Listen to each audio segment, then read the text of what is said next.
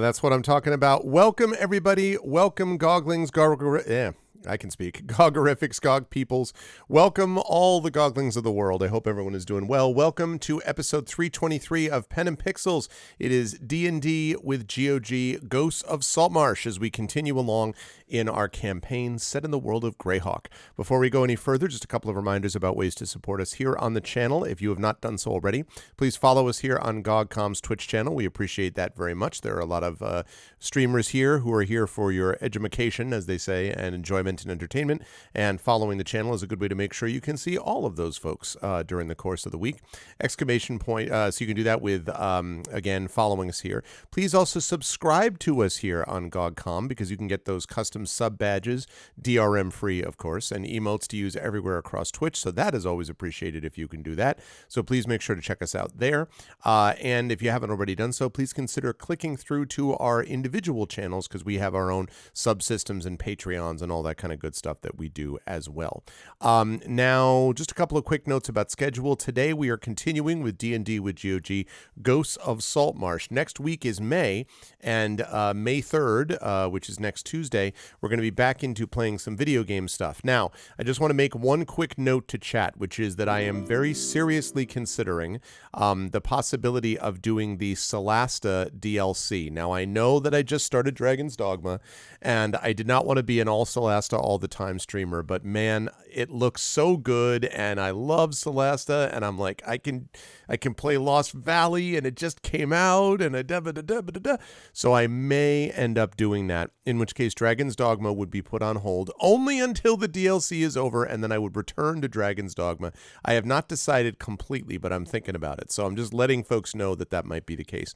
Otherwise, next month, we are, of course, as always, going to have Talisman Adventures, and we're going to have more of this game of Ghosts of Saltmarsh as well. And so that should be a lot of fun. And also, elastic about your schedule. Yeah. Well, you know.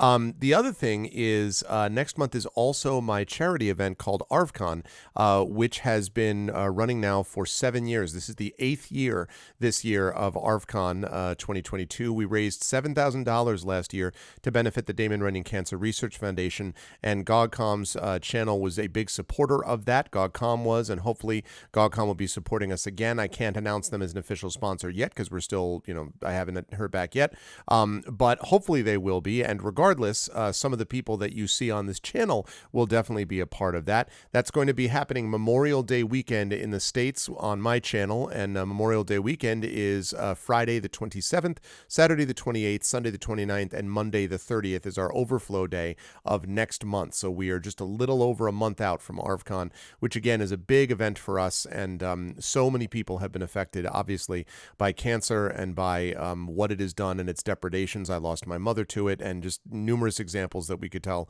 And this is a real way to make a difference. We've raised over $20,000 for this foundation over the 7 years of ARFCon, and this one promises to be the best yet.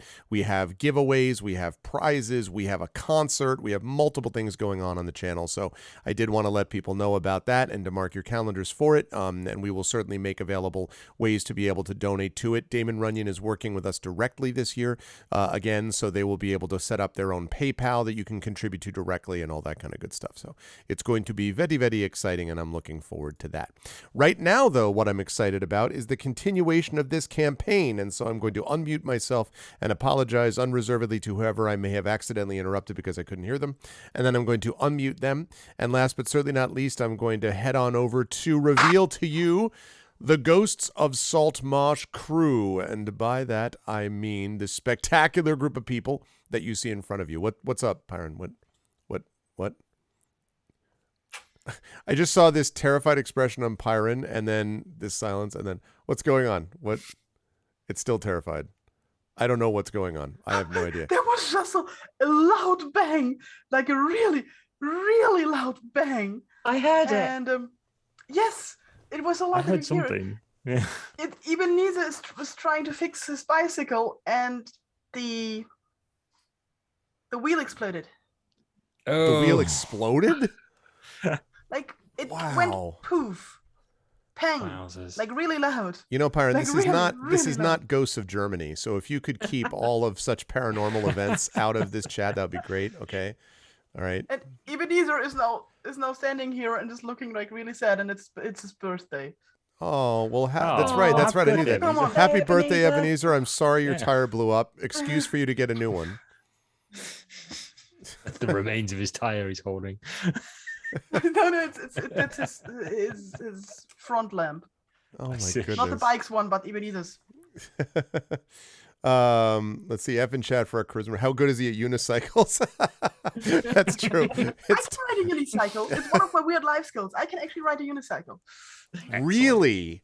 I need to Yes. talk. Well, listen, since you're going to be missing ARFCon because of having to go see, Elton John in concert, maybe I can convince you to do a video of you doing a unicycle, and I can release it if we hit a certain amount. Like Yeah, if I we get to a currently certain, don't have one. but no I currently time don't like have a the unicycle. present to. Now you go to do. this Now you do have a GoFundMe link. unicycle. We just talked about it. It's blown up. Anyway, but I'm sorry to hear about that. Wow. Well, I hope Ebenezer is okay. And since we're already talking to Pyron, I will continue to do so and say hello, Pyron. Other than tires blowing up in your husband's face, how else is life for you? And who are you playing today? Life! Yay! Life Yeah. is life, isn't it? Life.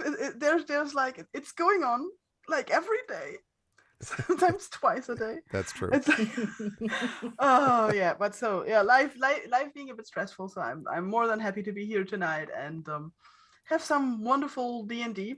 And who am I playing? I'm playing Waves Crashing Against Rocks, or as she's also known. There it is. Who's a Kenku paladin, and that's why I'm also using this for all the noises she can make. I repeat this every time, but I'm going to repeat it for the people who are here for the first time, because I see a first-time chatter there with -2 charisma. It's actually Kenku true. start- -2 charisma shows up, and so automatically now our charisma rolls are going to be negative. That's troubling. Yeah, so Kenku don't really talk by themselves, but they repeat things they have heard. They can repeat those perfectly, really, really perfectly.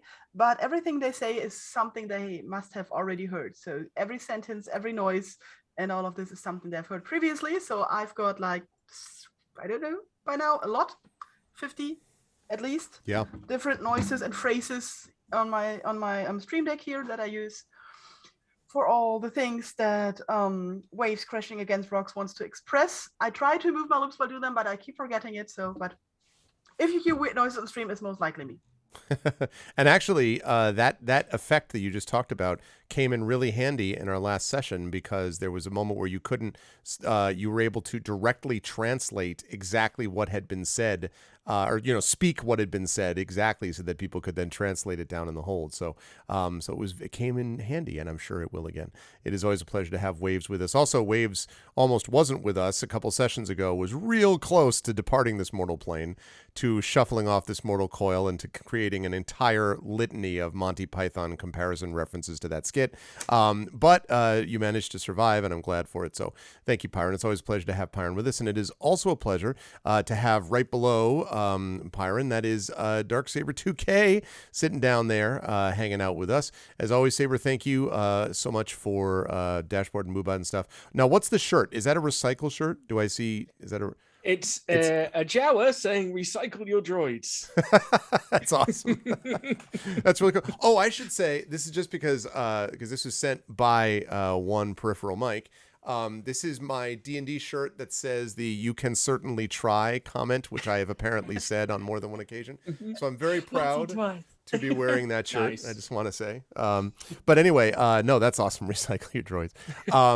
When not wearing awesome shirts, how's life been otherwise, Saber? And who are you playing today? I've been really good, thank you. Decided to follow up my Fallout New Vegas playthrough with a playthrough of Vampire the Masquerade Bloodlines with the restored content mod, which has been quite an experience because I haven't played it in 5 years. So I remember stuff and it's all out of order. And it's like, do I go do this now or does it happen later? And sometimes people get hit with a sledgehammer by accident. It's the director's cut, right? Sort of yes. Vampire the Masquerade. Yeah, basically like stuff that was in the files they've restored and put back in the game and stuff like that. So it's been interesting finding all the fun Easter eggs. Yesterday we found a giant dancing sky werewolf. Right, like you do. Yeah, as you do, exactly. As you do. Yeah, so Echo was waiting for you to say that, by the way, because Echo's been pushing me to go back to Vampire the Masquerade. The answer to which is no. I played it once, and I'm not a big vampire guy. I am glad that other people like it, and that's awesome. But not my bag. But I think it's cool that I do think it's cool that you're playing it, and you're Malkavian, right? Because let's be fair, that's the most fun one to stream because of all the weirdness. I think so. Yeah. Just arguing with stop signs, things like that.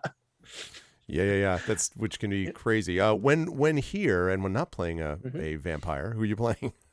Well, in this campaign, I am playing as a Morthail Gogonian, a dwarven artificer who's been living in Saltmarsh for, he's not even sure these days, well over 100 years, certainly, long enough to see changes and factions form and disappear and establish footholds, and mostly keeps to himself because ships still need fixing. And he's kind of he couldn't turn a blind eye to things. He's ended up with this group of people that he's starting to think maybe heading to their doom, and is trying his best to steer things in a more sensible direction with not a lot of success, let's be fair. I was going to say, what was your first clue? The evil wizard or being stuck in the bilge hold of a smuggler ship? Like when did you decide? Yeah. We have a sorcerer of questionable vitality. An outright bloodthirsty pirate who doesn't take no crap from anybody. Right. A Kenku who is very impatient in Morthal's opinion, and so he's the more careful and thoughtful person of the group, it would seem.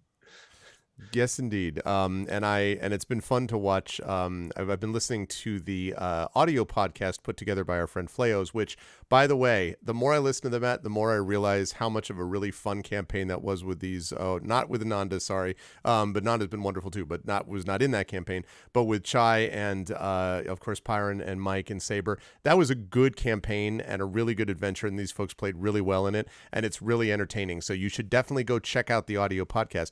But listening to that, I've obviously got a chance to remember all of, Saber playing Selsig, which is a very different kind of character from Morthwheel. So it's been really interesting to see this radically different kind of approach to, slightly illegal casinos. That's back then, now it's a whole new thing. So anyway, that's been a lot of fun. And has also increased the Welsh name quotient along with Undeveloped Bruce quite a bit too. But always a pleasure, Saber. Look forward to seeing what Morthwheel gets up to today. Also look forward to seeing what one Mr. Peripheral Mike gets up to today. You can see that Mike is in full out costume. We were talking about some costuming needs for some of of the cast. Like for example, a bird mask possibly for Pyron. I have seen a distinct lack of goggles combined with pipe and elbow pads for Morthwill, and I'm still waiting, Ananda, for the straight up full pirate costume. So I just want to be clear, and with the blue skin, the blue paint, the whole bit, I want that all broken down as soon as we get there. But we'll talk about that in a minute. But Mike's already there. Mike's got the full out outfit and he's good to go. So, Mike, how's life with you and the universe and all that? And who are you playing today? Thank you. Yeah, so life genuinely is amazing at the moment. Like it's gone from neutral to neutral plus plus in a single bound. It's going really, really well. Today I'm going to be playing Silvo, who is our half-elven sorcerer of unknown magical origin, so I can't wait to see what exciting things come up about him in this adventure. As a side note, I'd like to say that because I've been posting cosplay content on my Instagram recently, not very, very recently, but recently, you can find that at Peripheral Mike if you want to check it out, and also TikTok at Peripheral Mike. I'm getting suggested a lot of cosplay videos when I'm scrolling through videos on Instagram, and one of them, and I swear to God, one of them was a pirate water genasi, and I had to do it with long purple hair, and I had to do a double take because I swear to God, I thought it was Ananda. Wow. You have to find it and send it to me. I need inspiration. I almost dropped my phone because I was like, when did that happen? I just kept it very quiet. Yeah, absolutely. Right, exactly. Just secretly, all of a sudden, like, 100% spot on it. It's only because you said with the blue skin, cosplaying with the blue skin. I'm like, wait, that reminds me, I've done a memory. Well, I mean, you all don't know, like, right? And maybe this is Ananda's cosplay right now. Maybe what this is, maybe. Like, actually, Ananda is, a water genasi in reality. I have to take off all the pasty, like, kind of pink makeup and reveal the green underneath. Yeah. No, I'm guessing, right? Absolutely. But absolutely thrilled to be here.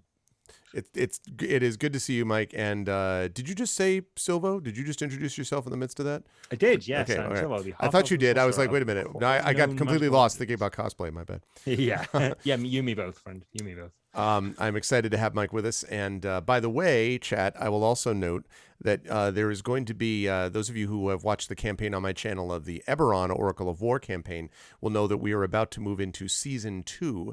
And one peripheral Mike and I made some plans some time ago for different videos for each season, because we're not joking around. And the players are heading to Sharn, the city of towers. The political intrigue is increased. They're on a lightning rail, and there's all this crazy stuff about to go down. And so there will be a new video. And why do I bring that up? Because it is Peripheral Mike who will have made that video, and you should all know that and see that so that you can then give Mike tons and tons of work and go to Mike for all your video needs. But anyway, yeah, because Mike has done a great job with those. So that was one of those, in case you didn't know, now you know. But it's always a pleasure to have Mike with us, and it's also a pleasure to have the aforementioned Ananda with us, who again has got the very appropriate looking cosplay right now of being a normal human being. So that's great, and I appreciate that you put in that effort. When not cosplaying as a normal human being, how else are you doing, and who are you playing today? I am ticking along, thank you, rolling with the punches. Obviously, the human cosplay has to go on before I stream on my own channel. And I was streaming earlier. I didn't have time to take all this makeup off and reveal my full water genasi before going live on GOG.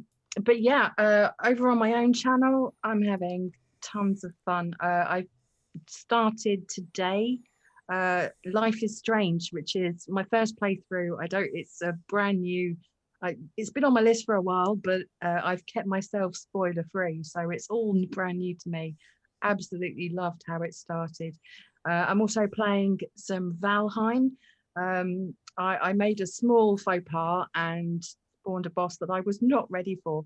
However, fortunately, some of my community members joined me, looking at you, Friendly Kitten, who was absolutely badass in Valheim, to rescue me. And so we've been faffing around recently with Valheim and just started Life is Strange, and then I stream over here on GOG on a Saturday. But today I'm playing Brine the Bloodthirsty, who is a water genasi fighter, level 2. She started out slightly too big for her boots, and was beaten down a few times. And now, but her crew is most important to her. So she will do anything and everything to protect her crew. And although she is quite bloodthirsty, her heart's in the right place, I think. And out of the whole crew at the moment, it's usually Waves that wants to get into the fray quickest. But Brian is right behind her. That's right. I'm sometimes attempting to save Waves if Waves has perhaps been slightly overmatched from taking on the whole crew at once. Not that happens often, but once in a while. And actually, only very occasionally. only very occasionally. And of course, and as Waves has gotten, as Waves gets more powerful, this is going to continue to happen, since Waves does actually inflict a hell of a lot of damage. It's just sometimes Waves takes damage too, and so there's that. You make an omelet, you're gonna break some eggs, right? But in any case, it is great to have this crew back with us, and let us talk a little bit about what happened last time, chat. And for that, I bring you to the hold. I bring you to the hold of the ship that the party has come to try to track down, or at least that they thought they were going to try to track down. That was at least the plan. This is the bilge hold of the Sea Ghost. And the reason that the party is in this bilge hold is some funny things happen on the way to the forum. The party has been hired essentially by one of the main leaders of the, oh my goodness, we have Rook's Honor is just subscribed. What an assemblage of streamer and tabletop power. I could not agree more. Thank you so much for the tier 1 sub, Rook's Honor. Thank you for the 20 months of support. Oh, wait a minute. This is not, I looked up and I saw that we had Waves as Morthwill, and that's clearly not true. And we have Morthwill as Waves, and that's also not true. Okay, now that's all better. That's all better. Morthwill is not a Kenku. It's improv night. Yeah, exactly. Everyone plays something different. So, in our last session, the party has been hired to try to address this situation of what originally was a lot of the locals in Saltmarsh thought was a haunted house, but which the this particular person that hired them from the village believed was more likely to be some kind of a ne'er-do-wells engaged in some kind of operation, possibly a smuggling operation. The party went to the haunted house, so-called, discovered that there were indeed smugglers, discovered that there was indeed a wizard associated with those smugglers who almost overwhelmed them. They managed to deal with that, at least in the short term, although Silvo has still got unfinished business with one Sanballet that may or may not be addressed down the line. So that will be something for the future. But in any case, did all of that, but then had to go back again from the same person that had hired them to go back and try to deal with the smuggling operation. And what they discovered was that this ship, the Sea Ghost, has been coming in and taking these smuggled goods and perhaps other things too, perhaps even more sinister and dangerous, away from the coast and away from this, in quotes, haunted house, and then taken somewhere else. Maybe it's to the Sea Princes, maybe it's to a rival kingdom, to the land of Kaland, who knows. But in any case, there are problems associated with all of that. And so the party has been tasked with stopping the smuggling operation, which all seemed fine when they rowed out to the boat to try to challenge the people on the Sea Ghost, because they had inside information so that they could go out as the smugglers. And that was working okay at first until they started asking questions, the crew of the Sea Ghost did, which the fine party couldn't really answer, and the next thing you know, there were fisticuffs. The party eliminated a number of them, but there were still a number of them that were left over. They were captured and thrown basically into the bilge hold here down below. However, in our last session, the party actually found something surprising, which is that right above the bilge hold, there was a way to basically open up a board and kind of clamber up through this secret area where they were able to get into where a sea elf known as Oceanus was being kept. And Oceanus, explained that he had been captured when he had been sent by his people to actually find out what the heck was going on with this smuggler operation. He was stripped of his weapons and armor, and that his tribal chief had ordered him to keep watch on this area and then follow the ship back to its point of origin. Oceanus does not know how long he's been a prisoner or what his ultimate fate would have been, but he has been kept alive with food and brackish water, and the party basically was able to free him And at that point, he said that he would happily accompany them for now if they would have him. Now, Oceanus is a sea elf, can't communicate with everybody. He is able to communicate with, let me see, with Silvo. And I think Morthwheel, you know a little bit. Are you the other person who speaks Elvish? Because I know there was a sign language thing that he developed for you and Brian, and I guess maybe also you, Morthwheel. So maybe it's just that Waves is able to imitate it, and it's Silvo who is able to translate it. So Oceanus is able to speak in Elvish, and Silvo is able to understand that. And at the very end of our last session, the party also had to deal with things I forgot to mention, the swarms of rot grubs. Have I talked about those that they had to wipe out? So there was that, and some other things of that nature. And the last thing that the party was able to note was that the hatch, and you can actually see that blue square indicates the hatch in question, was beginning to open as our session began. And so, with all of that laid out here, let me fire up some music, and let's talk a little bit about what happens when the party...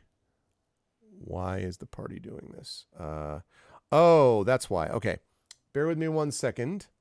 Because... We ask ourselves that question a lot. Yeah. Well, my Firefox crashed. It's been a great day today, Jack. Can I just say? My Firefox crashed before the stream began. And so when I reloaded it, apparently it did not reload my DM thing. And I would like to be the DM for this. I mean, I love, being a player is cool too and all. But it would be nice if I could actually be the dungeon master. That'd be great, if people wouldn't mind. So give me It's just 1 improv second. night. Yeah, I swear to God, man. Everyone change places. Seriously. Okay. Now let me turn on some music. Let's go with that. All right, there's the music. Now let me make sure that chat is not seeing the secret, forbidden things that they're not supposed to see. Let's see. So we're going to minimize that. Put this up.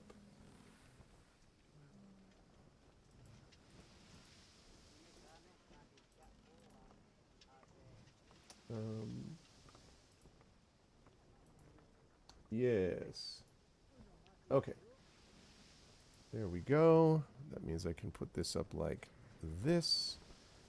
And that means that I can now... Nope. Means I can now scroll down so that chat can see what's going on with that. Okay.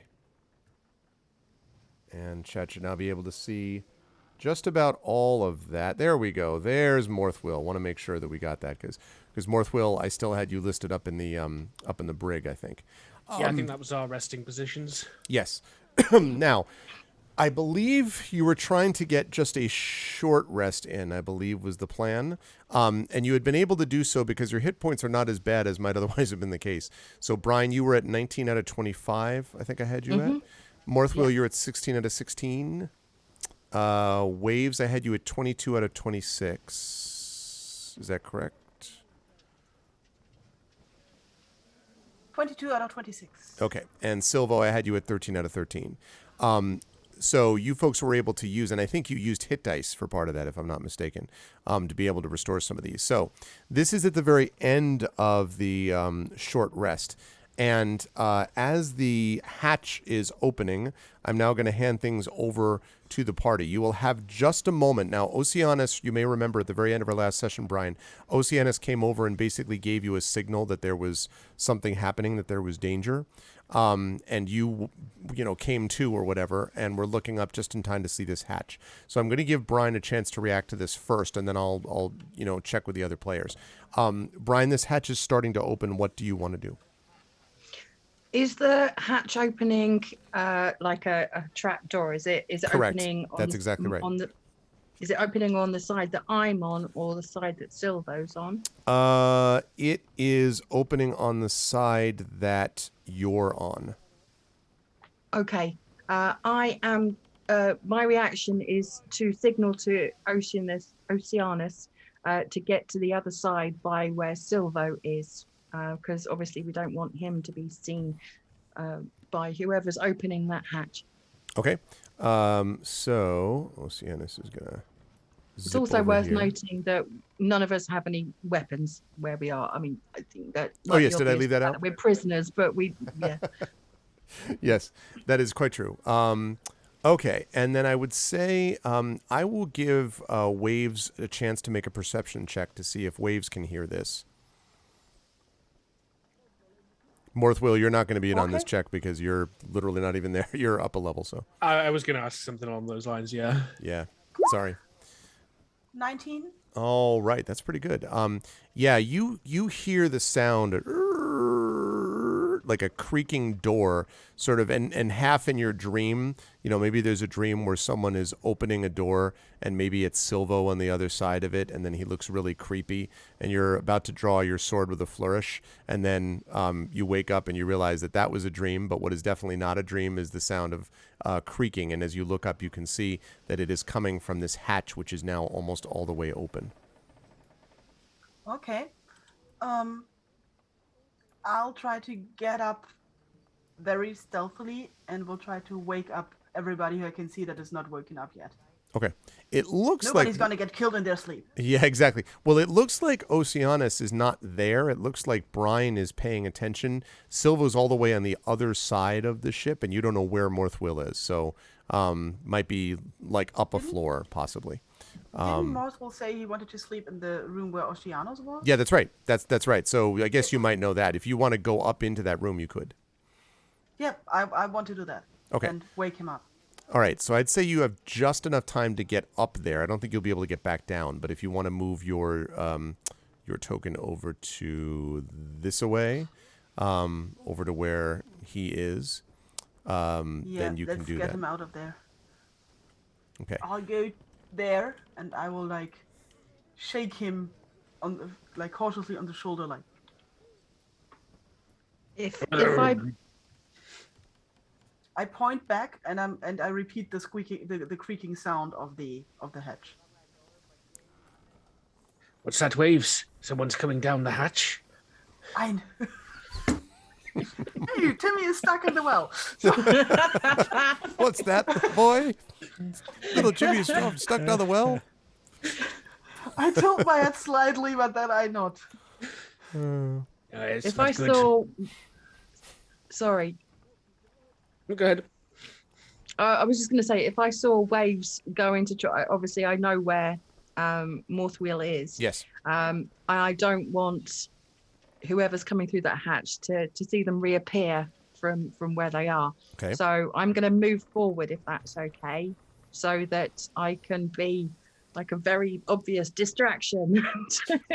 That seems reasonable. if to kind of mask their re-entry into the bilge area.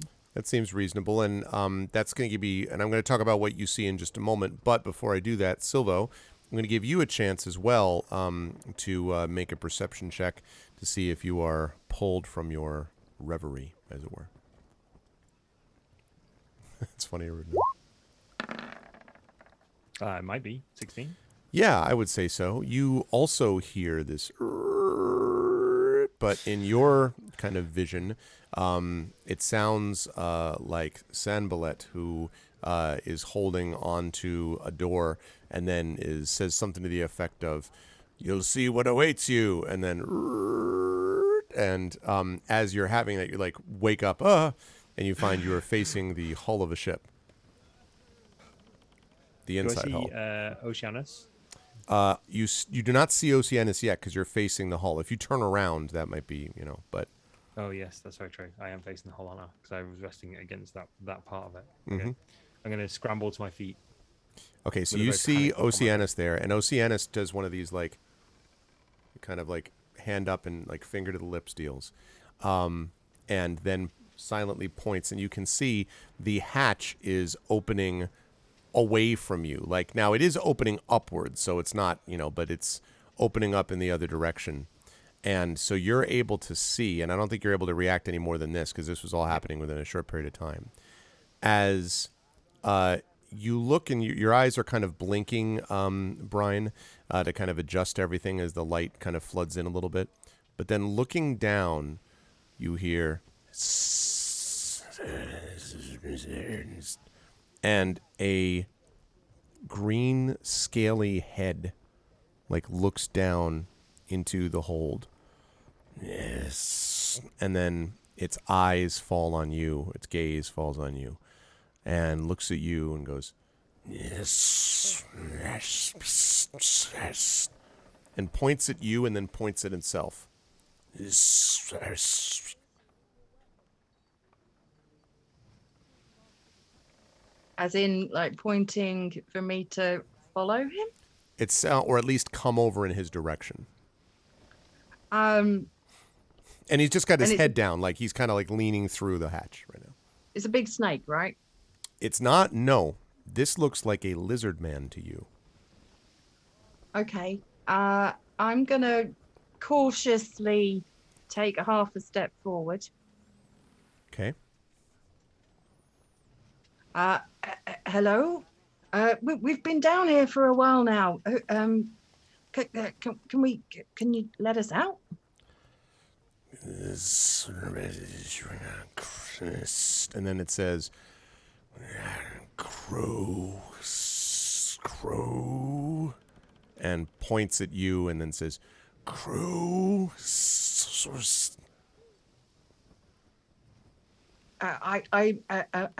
You think I'm part of your crew?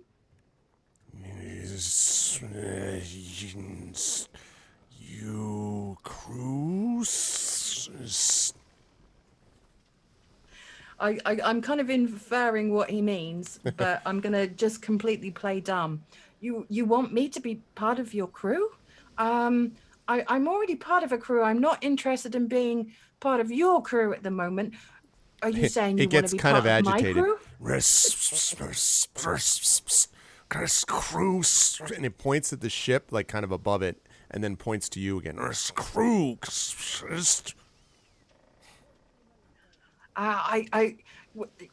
You want to be part of my crew? It hits the. It seems getting very upset. You can be part of our crew if you would like to. I mean, there might be an audition process. And it like just starts like hissing furiously. Now at this point, certainly, Silvo, you can certainly get all of that. You can hear the sort of hissing and everything. Now I have a question. Does anyone happen to speak Draconic? I don't believe so. Shockingly, no. I'm obviously keeping an ear out as well to see to hear if Morthwill and Waves are coming back or whether I'm still just trying to. Not quite, but soon. Presumably, if you can hold them off for another few seconds, they might be coming back down. That is to say, assuming that Waves and Morthwill are planning to come back down. If that's your plan, is it? I plan to come back down. Okay, all right, yeah. So I'll have them enter the scene. I don't speak Draconic. Okay. But I could hiss I at don't them. think I speak Draconic either.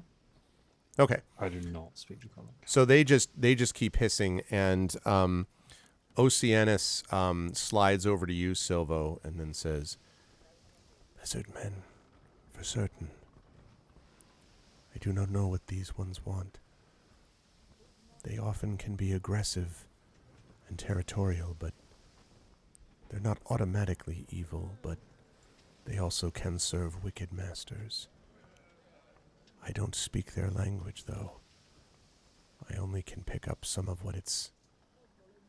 And then he kind of listens, and again more, crew, you, crew, something about you and crew and the ship.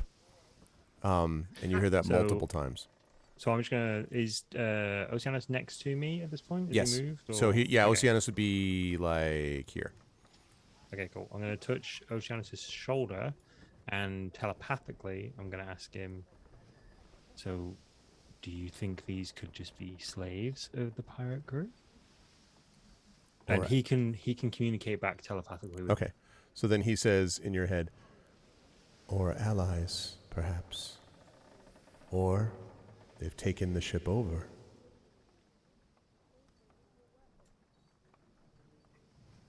I'll just And you're like, nod to him and aha. and I'll just I'm gonna move 5, 10, 15. And I'm gonna move slowly to about there, and I'm gonna look at Brian to see if she's making any sort of like don't come over here motions. But if not, I'm gonna walk to about here and see if I can see the lizard man. Okay, Brian, are you? I'm gonna kind of just wink at Silvo and just like kind of nod in a just stay close but not too close, because I'm just gonna literally try and I'm gonna try and piss him off a little bit. I'm gonna try and annoy him a little bit. Sorry. Very descriptive body language. Yeah, I'm just gonna act completely like not confrontational, just dumb. So I can't really hear you from down here. Can I pop up to where you are? Maybe you can, if you've got maybe a pen or a quill and a piece of parchment, you can write down what you mean, and maybe I can understand a little bit more. You ship's crew. Okay, at this point, Waves, you're able to jump down, and Morthwa, you could follow if you wish. It's up to you. So the two of you now are able to jump down, and you can just see silhouetted in the light, just from like the top of the deck, is this scaly, what is very clearly, both of you know, is a lizard man's head. And the lizard man right now is upside down, hissing angrily at Brine and saying stuff about ship, crew, and you. And you think you can make out Oceanus all the way on the other side of the ship, and maybe can make out Silvo actually, kind of right there. But the lizard man looks. You don't need to check to know that the lizard man looks quite agitated. This crew. I'll come closer and stare at the lizard man. And the lizard man stops down. I'll get to you one sec, Silvo. The lizard man sees you. And how close? Can you show me, Waves? Okay, one. I have so many windows open. I know the feeling. Yes. Amen. Oh, wow. All right, fair enough. Oh, man. Where do you move? Moves right in front of Brian. It's classic. Okay. Seriously, Brian is much taller than I am, so I'm pretty sure she can still like look over my head and I'm just directly below. But it's just funny that you just appear in front of Brian. Brian's like, I love this image. I just feel like almost like a cartoon swim, sort of like Waves just appears out of the water. Exactly. Oh man. At which point I say to the lizard man, "Oh, you mean where is my crew? Oh, they're here. Look, here we are." Kind of looks down. Now he sees you, Waves, and kind of he goes. He kind of calms down for a minute, as if like a new challenger has emerged, and looks down and is like, Kenku. And then like goes back into this hissing draconic, and then says, Kenku, crew, ship, and points at the ship and points at you, Waves, and but now has added Kenku to the, so apparently knows Kenku's. I've only got some nails, I'm afraid. And the lizard man like looks over and dwarf points at you, and then crew, ship. And then he looks at all of you and like, and he like gestures up, and then his head comes up. Okay, can we get up there? Is it like, can we just reach? Yeah, well, not at the moment. I mean, it's open, so you could theoretically, but it like gives you no halt in no hand, just sort of like goes out of the way, and you're like, Okay, time out a second. I gotta ask this guy a question. Sure. I'm gonna point to myself and go, crew. And the lizard man kind of looks back over. Crew. And then points at the ship. Ship. Crew. Somebody worse at talking than I am. So I point up to the ship. I go, crew. And I point to myself, or crew. He kind of blinks, like clearly not understanding what you're getting at. I got nothing, guys. Okay. I reach up my hand and see if he pulls me out. He does not, and you turn away disappointed, but then a moment later, Yes. you narrowly dodge a rope ladder that lands down like just in the water with a splash. Crew, up! And he gestures. He looks over it and gestures up again. This was I not look the back. interrogation I was expecting. I think we're probably we're either being summoned or promoted. Either way, I think So first I don't speak Snakeman, so I don't speak snake either. Either way, this is at least a way out of the bilge room. I look at Oceanus briefly. I make sure the lizard guy's not he's not looking directly at me. I'm gonna look at Oceanus and just make a hand gesture to say, "Don't worry, we won't forget you," and like in some kind of implied way. Right. And then I'm gonna climb the rope. Okay. So you climb up the rope ladder, and I'm going to bring everyone up a little bit on your map to reveal what you see. Brian, you arrive. Wait for it, chat. Wait for it. Wait for it. You arrive here. And you find, as you pull yourself out, Brian, you hear a from behind you, and you can see the one that has been sort of like looking over the side is right next to you. And you hear that hissing again, and as you kind of like look this way, you can see that there are 4 lizard men, all armed, and one of them has got a trident. That's the one that's over here, and looks sort of has his arms folded. Now, all the lizard men look to be fairly strong, but this guy with the trident is a beast. This guy is big. He just ripples with muscles, his arms and chest, and he's just has his arms folded. And he looks at the one who's been trying to talk to you and says, and the one says, Chief, say, up. I am going to turn to the one that he inferred to is Chief and say, good evening. My name is Brian the Bloodthirsty. You might have heard of me. Just to see if I get a reaction from that. And so the chieftain kind of blinks and then says to the one behind you,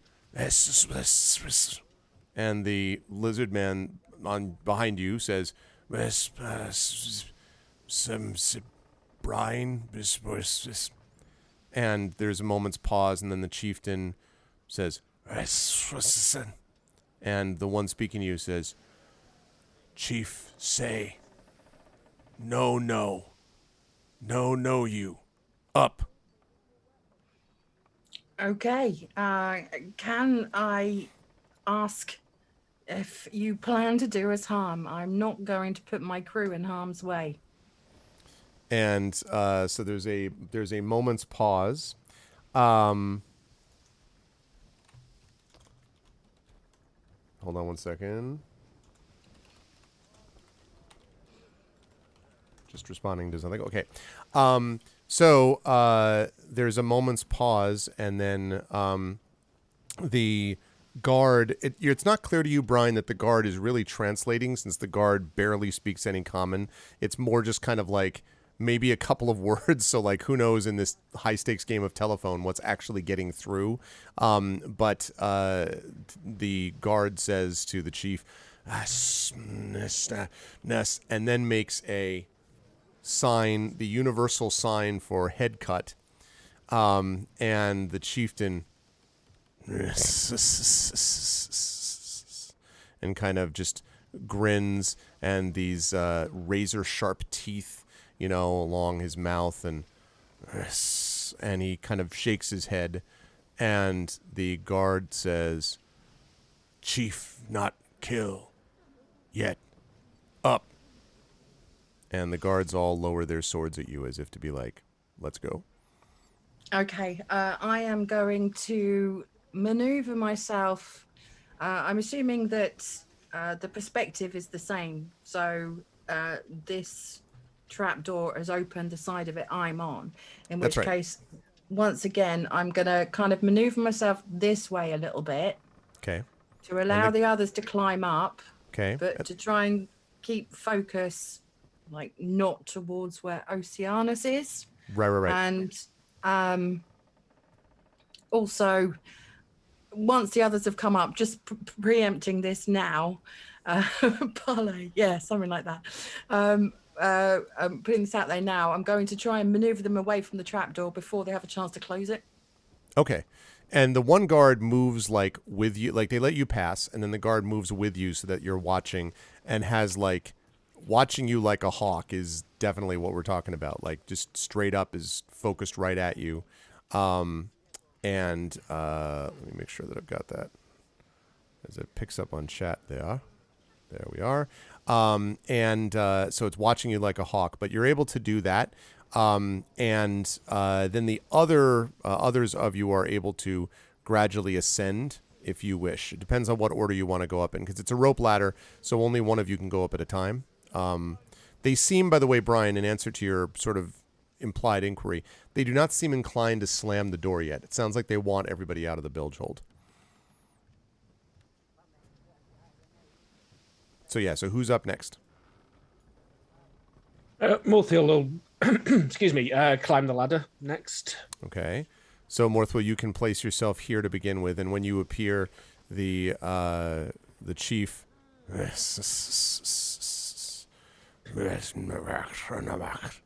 and the guard from the other side of the mast, because he's watching, says, "Chief, say, move," and kind of taps his sword, his spear, really. Sorry, axe. My bad.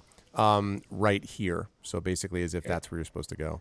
So I'll move over there and I go, "Oh boy, it's a mess down there. I mean, you may think skipping a maintenance day now and again does you no harm and may save you time and money, but we'll all be moving to the bottom of the sea soon enough if you don't get that sorted." And speaking of that, Morthwill, as you are here, and Brian, you begin to notice this too, there is a rather foul smell that you can tell. And any of you who have ever dealt with lizard folk before will know that the lizard folk can give off, and when they wish to, horrific stench. So if you've ever in real life passed through an area where there was a skunk, you can still kind of smell it, like left over. When you actually encounter the skunk doing its business, oh God. So it's kind of like, or other things. If you happen to smell a certain gradually being legalized in many parts of the world substance, you kind of know what that's like until it's blown in your face, and then you really know what it's like. I'm being extraordinarily vague, I'm sure. But in any case, that's the idea. So, okay, so Morthwill, you get up there, and you see the same thing. There are four of these lizard men. However, Morthwill, I would like you to make a perception check for me, please, as you're making your way up. And then I'm going to talk to Waves and Silva. Yep, that was a nasty hold, all right. Yep, lots of lizard people and smells that you came from. Absolutely. Okay, so Silvo and Waves, you are still down there. Who's going up next? I'll go up next. I grab my stuff. Yeah, because I still have my backpack down there, and then I'll go up. Okay. All right, so go ahead and position yourself where you're going to be. One minute. Just scroll. Is there still space somewhere?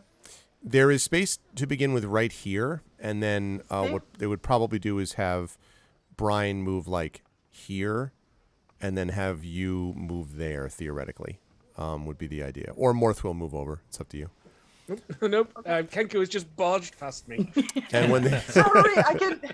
just leaps over you. I'd say that's very in character. Yeah. So when Waves emerges on the other side, the chief, Kenku. It's the first time you've heard a word that the chief actually said that sounds vaguely familiar, even in Common or Draconic. And the other lizard men sort of also snicker. And you move into like position. a friendly snicker? It's very hard to tell because everything in their strange, cold reptilian voice sounds vaguely threatening. And you would know, Waves, I think, because I'm pretty confident you've encountered these creatures before in marshes and things like that, that the lizard men's version of Draconic always sounds threatening because it's just has to do with their vocal cords. You know, they could be saying like "Happy birthday to you," and it would sound like "Your doom is upon you." You know, so it always sounds they threatening. speak German. So, well, oh man. It reminds me of an old Far Side cartoon, by the way, which I may have mentioned before, which is there's this picture of a guy in a boat, and it says, Fritz, understanding only German, did not realize the clouds had become threatening. And then up in the sky, all the clouds are spelling out English words. You looking for trouble, buddy? Well, you found it. And it's all these like English language words. I don't know. For some reason, it always reminded me. Anyway, we'll move on now, chat. So Waves makes her way up. And then what about you, Silvo? So I am going to look over at Oceanus and telepathically say to him, "Stay here. I'll come back for you, I promise." And then start ascending the rope ladder. Okay. As you do that, Waves, I would like you to make a perception check for me, please. Okay. Oh, I closed my thing because I reloaded to have the proper avatar. And now, come on, open my character sheet. I like my character sheet. What? Okay, something is not... Okay, now it's loading. Because it was blank for a moment, that is not as ideal. Flip. Yeah. It did this on... I don't know. Something is going wrong with me, and so it's a 13. 13, okay. Waves, I think this works anyway because you're right at the foot of these stairs. You can see that there are stairs leading up to the deck above you. You're not on the top deck so far. You're like on the level below the top deck. And you can see that on the top, about the middle way up of the stairs, there is a fair amount of blood stained on the wood. Oh, okay. Somebody stole our ship. Huh. It's not our ship. It should have been our ship. All right, Silvo, you're up next. Okay, I'm going to go up, and when I get to the top, I'm going to stand slowly with the hands very slowly in the air and sort of behind my head, like, I've done this before. No one needs to. This is not my first rodeo. I'm been held captive before. No sudden movements. Okay. Oh, again. I would like to poke Brian in the side and point towards the blood. Okay. I think, Brian, you can, once it's pointed out to you, you can see that too. Like, hello, Mr. Lizardman. Hello, Mr. And the Mrs. Lizardman. Hello, lizard people. I don't. How do you pronounce this? Like, hello, lizard people. And the chieftain kind of looks at you, and then sort of looks at you and kind of sort of shakes his head, and then turns. I believe he's going to turn and is going to go It's behind my head, people. I know what I'm doing. Oh, okay, yes, it is going to be turned. So he turns and he over his shoulder says, and kind of jerks his head towards the room, and then he opens the door and enters the room. And the guards, and this one now has moved. Now the hatch is open, so the guard is able to only kind of move around this way. But once you're out, the guard sort of, not exactly pokes, but kind of gestures you to get onto the regular like deck, and then assuming you do that, then closes the hatch behind you. Yeah, I'm going to stand here and like stand very uncomfortably close to this lizard person and just be like, oh, what a delightful smell. Exactly. That must be, is that Exactly. fish or tar, or I don't know what that might be, but it's in my nose and my mouth. And so this one, as you're saying that, the other one's paying no attention, but just lowers the hatch down, so now there's room. And then they fall in behind you, and the three of these sort of fall in behind you and are clearly pointing you in the direction of where the chief has just gone over here. With the blood splatter or blood stain that Right. Waves has just pointed out to me. Can I see, are there any like drag marks that indicate where the bodies have been taken? I'm trying to decide. You know what? I will let you have an investigation check. It's going to be at disadvantage because you really kind of have to be up front to this, and you're sort of like next to it to be able to see it clearly. So you're kind of like, kind of peering around stuff. So go ahead and make a investigation for me, but again, disadvantage. All right. 10. It's hard to say. You're not even 100% sure if there are drag marks. It may have been blood that dripped onto the top of the stairs because you don't see any bodies here. But you can't really tell from where you are, Brian. Okay. In which case, once again, I'm going to like kind of gesture loudly and like try and keep focus on myself as opposed to them looking down this hatch. And then I'm going to follow on to where they are directing us to go. Okay. And where they are directing you to go is I'll also move towards them. Presuming that hatch is now closed. Here. Now it is closed. Yeah. I was going to say, and you fall to your death. No, you... I'm a level 2 sorcerer. That drop will kill me. That would actually kill you, yeah. No. So, you find yourself in this room. Now, there are various unpleasant odors, and the chief sort of... Whoops, hold on. The chief moves out of the way, and the guards kind of follow you in, so you all can kind of position yourselves here in this room. Various unpleasant odors of humanoid occupation compete for recognition here. These look like they were once probably crew quarters, and I'll explain why it's once in a minute. And a companionway staircase, which is right over here, leads up from a point about 6 feet from the bulkhead. And over here, we've got this door that you just came through. Around the perimeter of the cabin, slung between hooks on the bulkhead and on supporting poles, are 8 hammocks. Now, at the moment, the hammocks are hanging fairly low, as if something is in them, all 8 of them, but they are not moving. So immediately when you said hammocks, I was like, oh, good. I'm going to touch one of the hammocks and turn it open. So I'm just like, oh, I could do the rest. So, okay. So when you push it, the hammock and a body drops out of the hammock and hits the ground where the body's head lolls in a way that it's not supposed to. And the guard and like puts his axe like right at you and is just like kind of like, Sorry. So I guess you know what happened here to these members of the crew. Quick question: do I recognize the body? Is it like the captain? Is it the mage? It looks like one of the bandits that you fought. Just one of the bandits. Okay. Yep.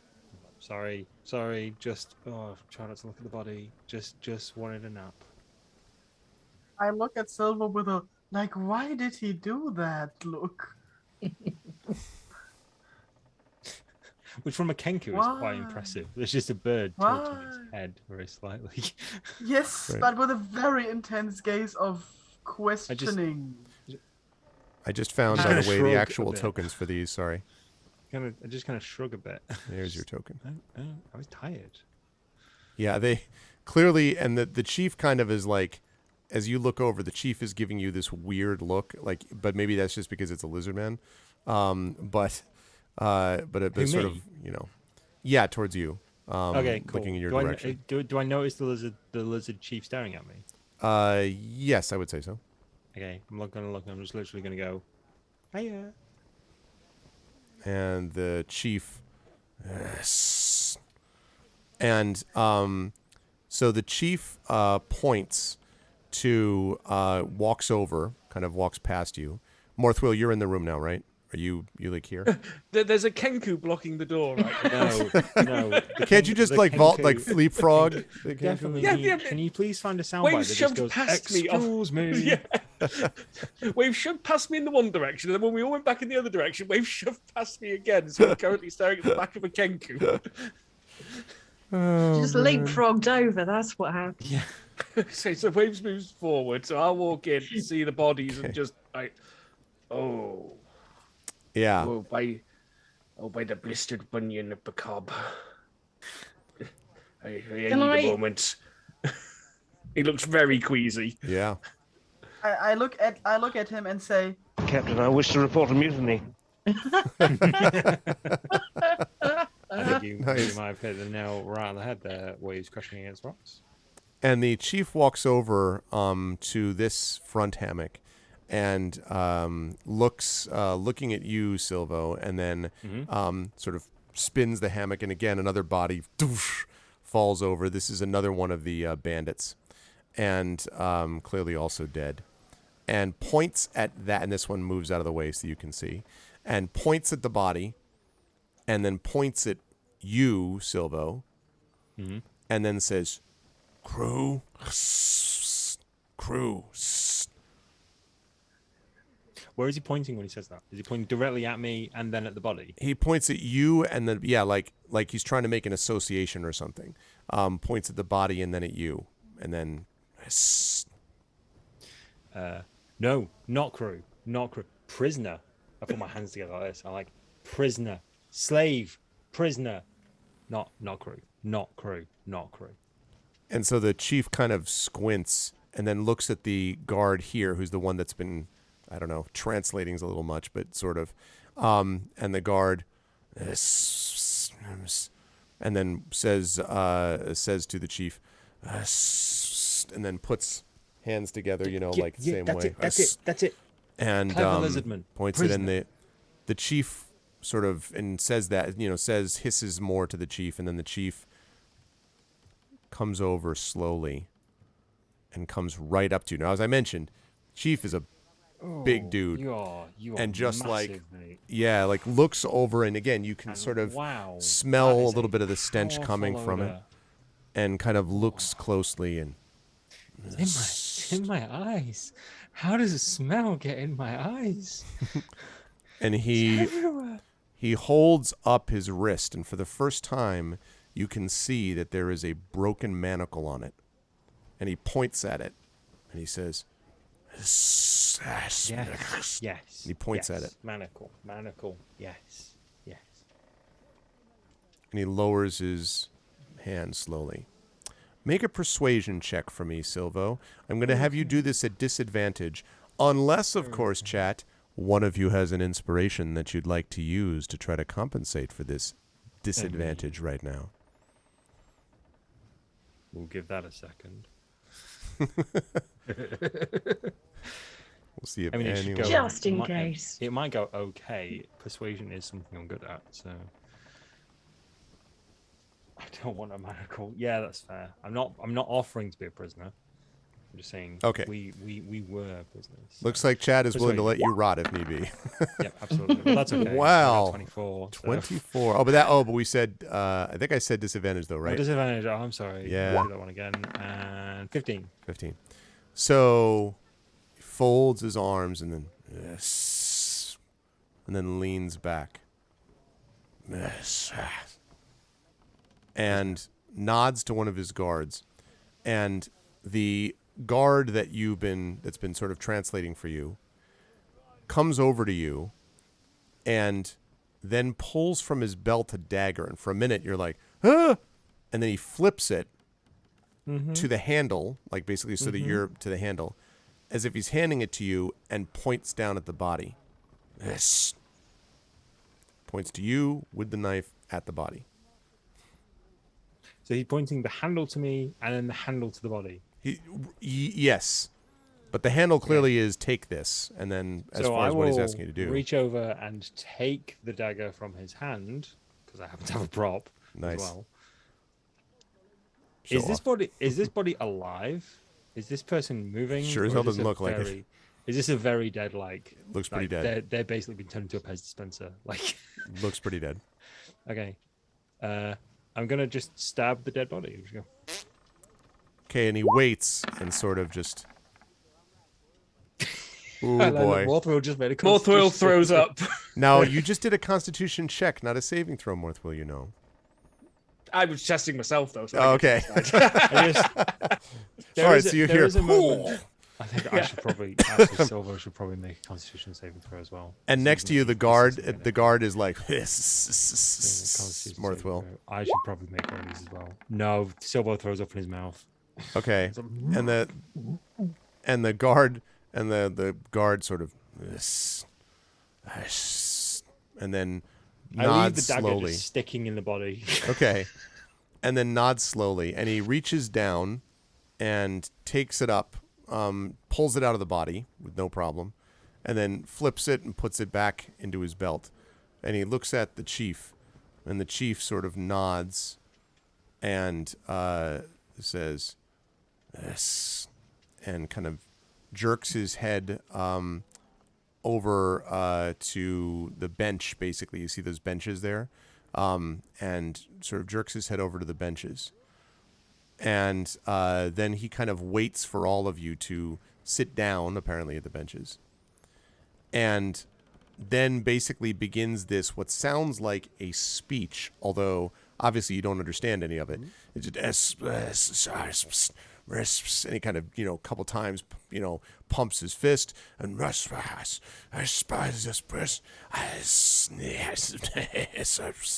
and this whole big thing. And as you're watching, you think maybe he's reenacting something, but it seems to involve a lot of people falling to the ground and then being stabbed, and then him pumping his fist quite a bit. And when all of that which takes like a couple of minutes, basically a minute and a half, couple of minutes, the guards, and the one that sort of semi kind of talks common turns to you, all of the four of you, and says,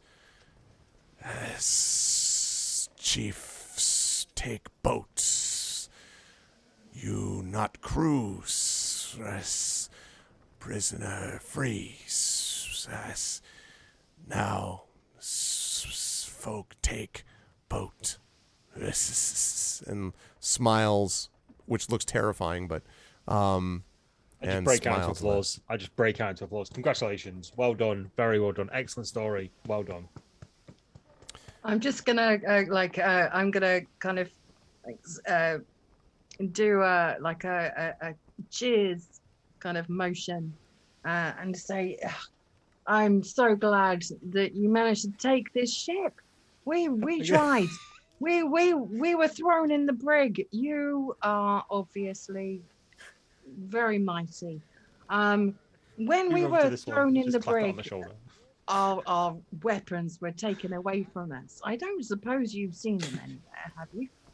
So you say all of that, and the one who's doing the translating is like clearly desperately trying to keep up, like, and then kind of points at his axe and is like, and kind of gestures like as if he's making like a slashing motion, like. It's clearly not threatening. It's like he's trying to communicate something. I make a fencing motion. I show him the empty. They seem empty completely stunned by the fencing. They have no idea what that is. They're very impressed though, Waves. Sheath on my belt. Thank you. Okay, the sheath. Oh, okay. So when there was a dagger here, and they no dagger, and one reaches down, and sort of looks. And then sort of looks at the chief, and the chief shakes his head, and the guard says, "Chief say, no, cut, no, cut.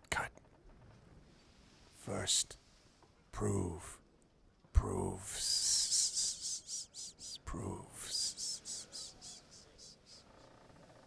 Can I just have a side eye at the trident that the chief is carrying? Sure. And would I obviously know that I have previously known water elves. Does it look like a water elf weapon? This looks a little bit like it might be a water elf weapon. Most of the time, lizard folk usually use, on land in the marshes, they might use some kind of, curved swords like scimitars. Some of them might use daggers, certainly, or axes and things like that. But very seldom do they use tridents. Now, your experience has been that obviously lizard folk do a fair bit of time near the ocean because they live in marshland. So a lot of times they, make their way down for extra fishing or whatever. But their weapons tend to be rougher than this. This is not magical from what you can tell me. It doesn't seem to be like spectacular.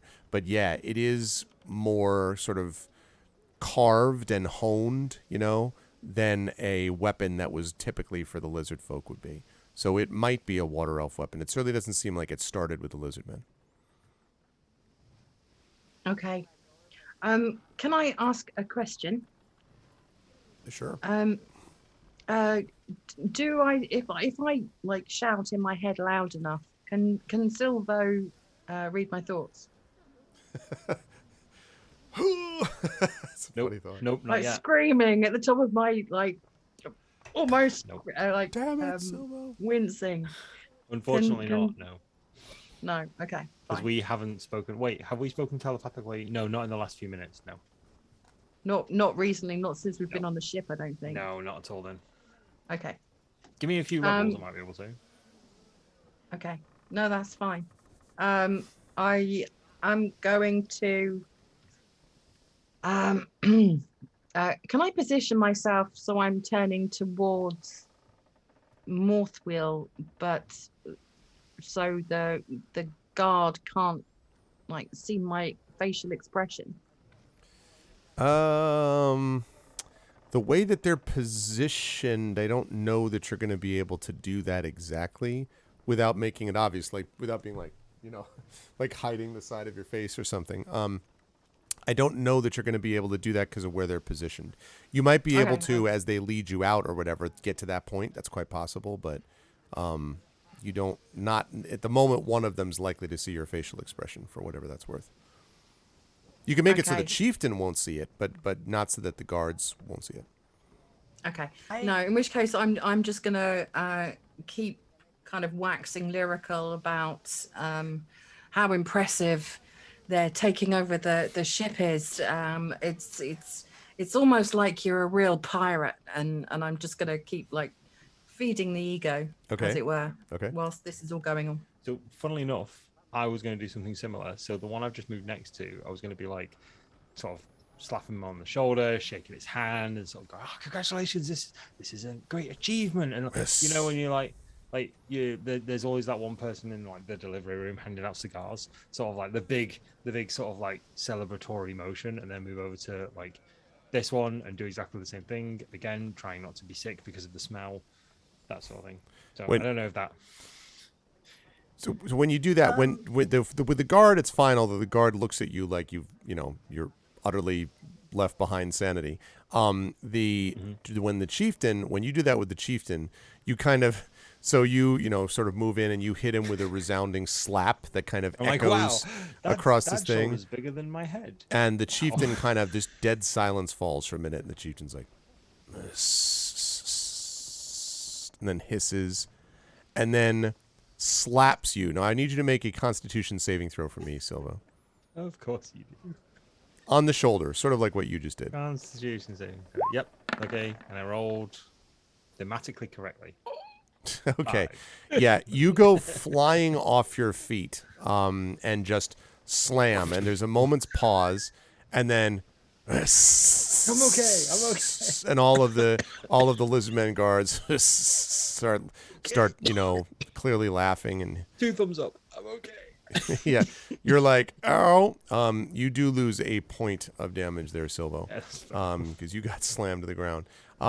The chieftain seems to think that this was very funny, as do the rest of the people there, the rest of the lizardmen there anyway.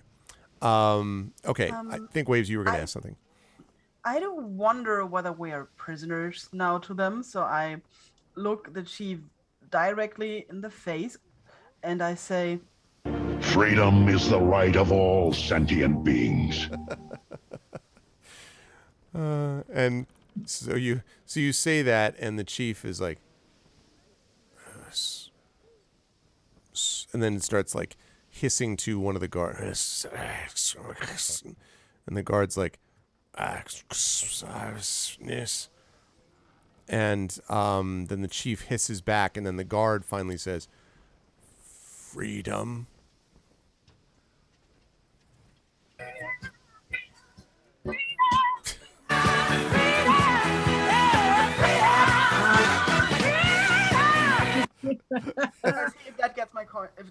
point across. So you say that. I really would love to break into a musical number right at the moment, just across. So you say that, and That's coming in a future episode, kids. yeah. The lizard men just all blink, and then the chieftain is like, and then the chieftain sort of shakes his head, and then as if he's making up his mind about something, says, and gestures, and then moves swiftly up the stairs. And the guards get behind you and are very clearly like making it like you need to go with them right now. Okay, is this the guard that can translate? Yes, that's the one who can translate. Okay, I'm going to turn to this guard and sort of point at my ears and go, elf, downstairs, prisoner, freedom. And he kind of looks up and back, and then he says, up will get. Like, kind of like, go upstairs, I'll deal with that in a minute type of thing. Okay, I'm going to very gently touch his shoulder and just look him dead in the eye and go, please, be gentle with him. And then I'm going to sort of back up a bit. Okay.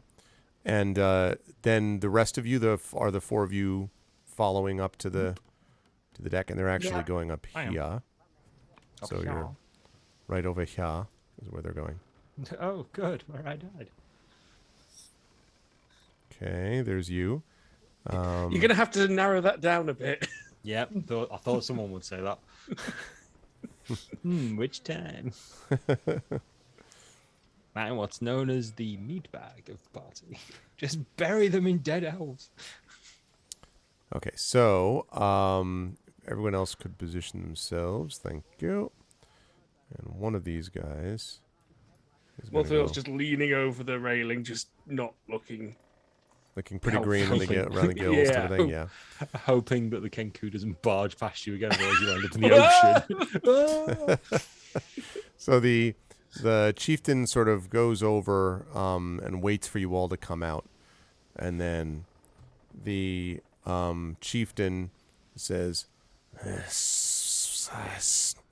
and points at the three figures behind him. Now, you recognize the three behind him as being the captain of the ship, that's Captain Sigurd, the first mate, and the bosun. And you can see them up here, and you can see the three of them. They are all bound. They are lying against the wall, and they are looking very bad. They've had the hell beat out of them. And as you're looking at that, the chieftain who looks at the boat, you've got the boat right next to you, the I forget what they call it, just lifeboat basically, that's right next to you, that's flipped over. And the chieftain reaches down and says, "Est," and then picks it up and flips it. And below the boat is the very much dead and very much broken body of the wizard that you were having a battle with before, Morthwell, I believe, who's lying there and clearly dead. Now, the other three are possibly not dead, but they look in bad shape. And so the chieftain points down at the body of the wizard and then points, gestures back to the three and says, and then does the little manacle thing, and then no. And the guard who can translate is not there at the moment, so you don't know what that means, but just says no, and then manacles, and then jerks his head back to those three. I want to point out where I stand, so I hiss angrily at the captain and the other two. Yeah, can I walk? I'm going to walk directly over to the captain in, meaningful strides. Okay. I mean, as you do that, the guards immediately, close. Yep, that's fair. Here, and, I'm going to immediately walk up to him and punch him as hard as I can in the face. I was about to do that. Okay. So when you go over here, I don't think the lizard folk are going to let you get that far.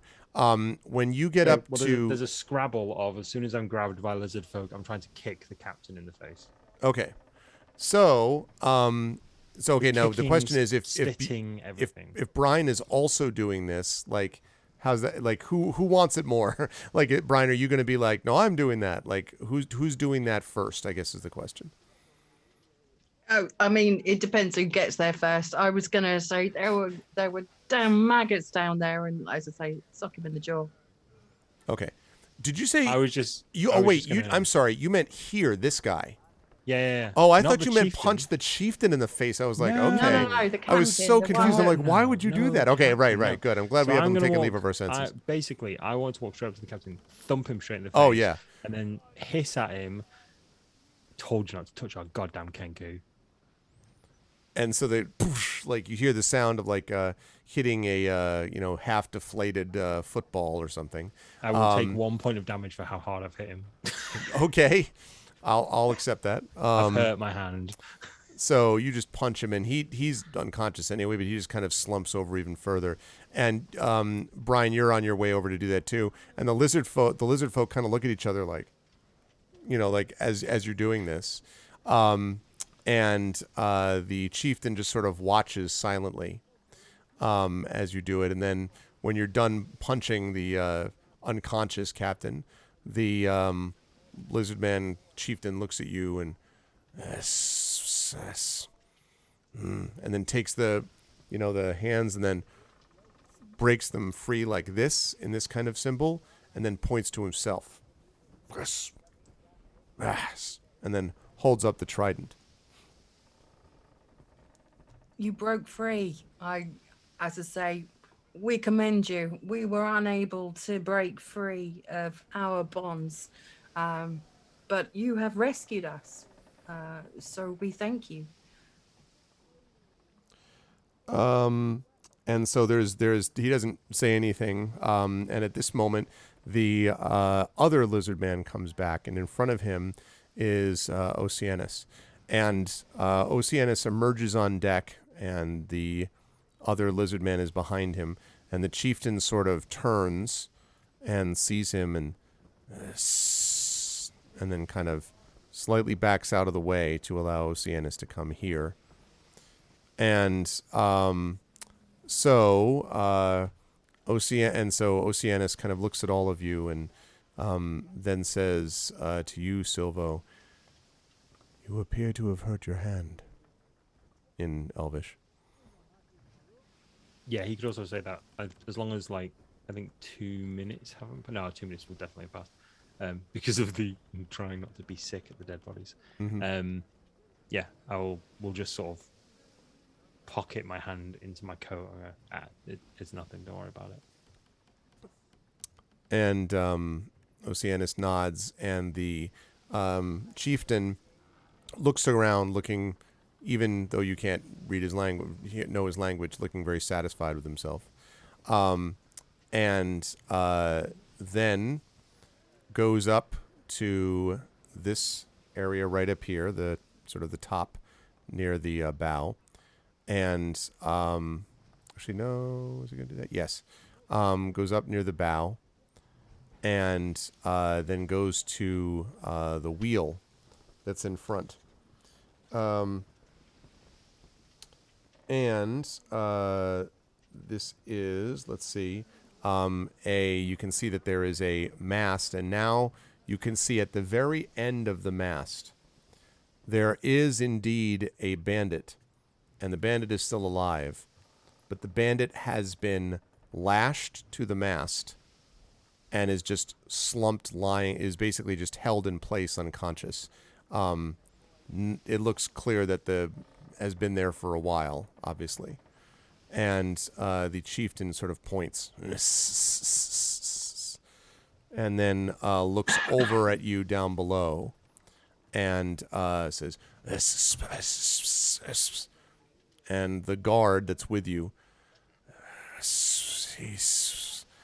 he says, you crew.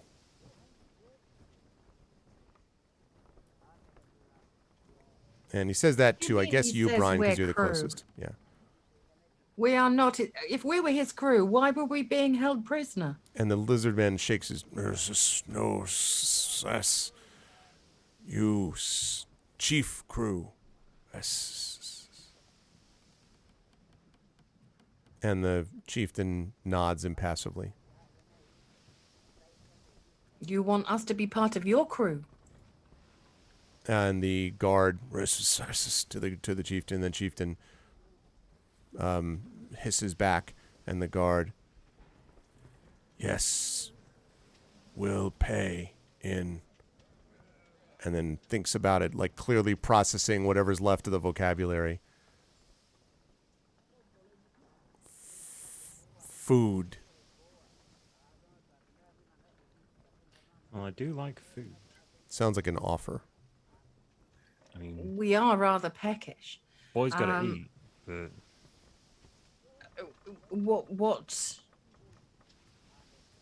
What is the mission? And so the sort of guard helplessly kind of translates back and forth with the chieftain, but it's clear that they don't get what that means, apparently. where are you going? Oh, so when you say that, the chief sort of, and the chieftain points over the bow, and the guard says, to home. Like they're pointing to wherever their home might be. So I'm going to walk over to about here, not like quickly. I'm just sort of meandering as I'm sort of saying this as well. Right, I think they just want to be free. I don't think they have a mission in mind. I think they just want to go home. I think they want us to go with them, but I don't know. I think that they probably want us to help them get home. Maybe they've never crewed a ship before. I think they want help to get home. Do we know? Have we seen a map of any kind? On the ship, no, not yet. But of course, there are other areas of the ship you haven't explored yet. Okay. Can I say really where sorry to is interrupt. home? Is the translator on the deck at the moment? Yep, the translator is there. Where is the translator? Because Translator just came in and is, I think, right here. So they're about 'cause he here. came in, yep. So I'm just going to move about here. So I'm next to them. Okay. Sorry. Carry on. So say again, you said where is home, I believe you said, Brian? Okay. And so the translator kind of apparently translates, and the chief and kind of makes these gestures, and the guard translates home, water and land. Water rises to land. Water rises to land. Says water rises to land.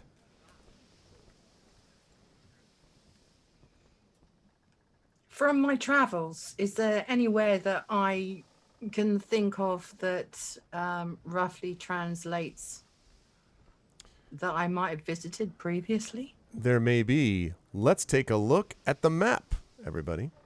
So if we look here at Saltmarsh itself, actually, do I have a?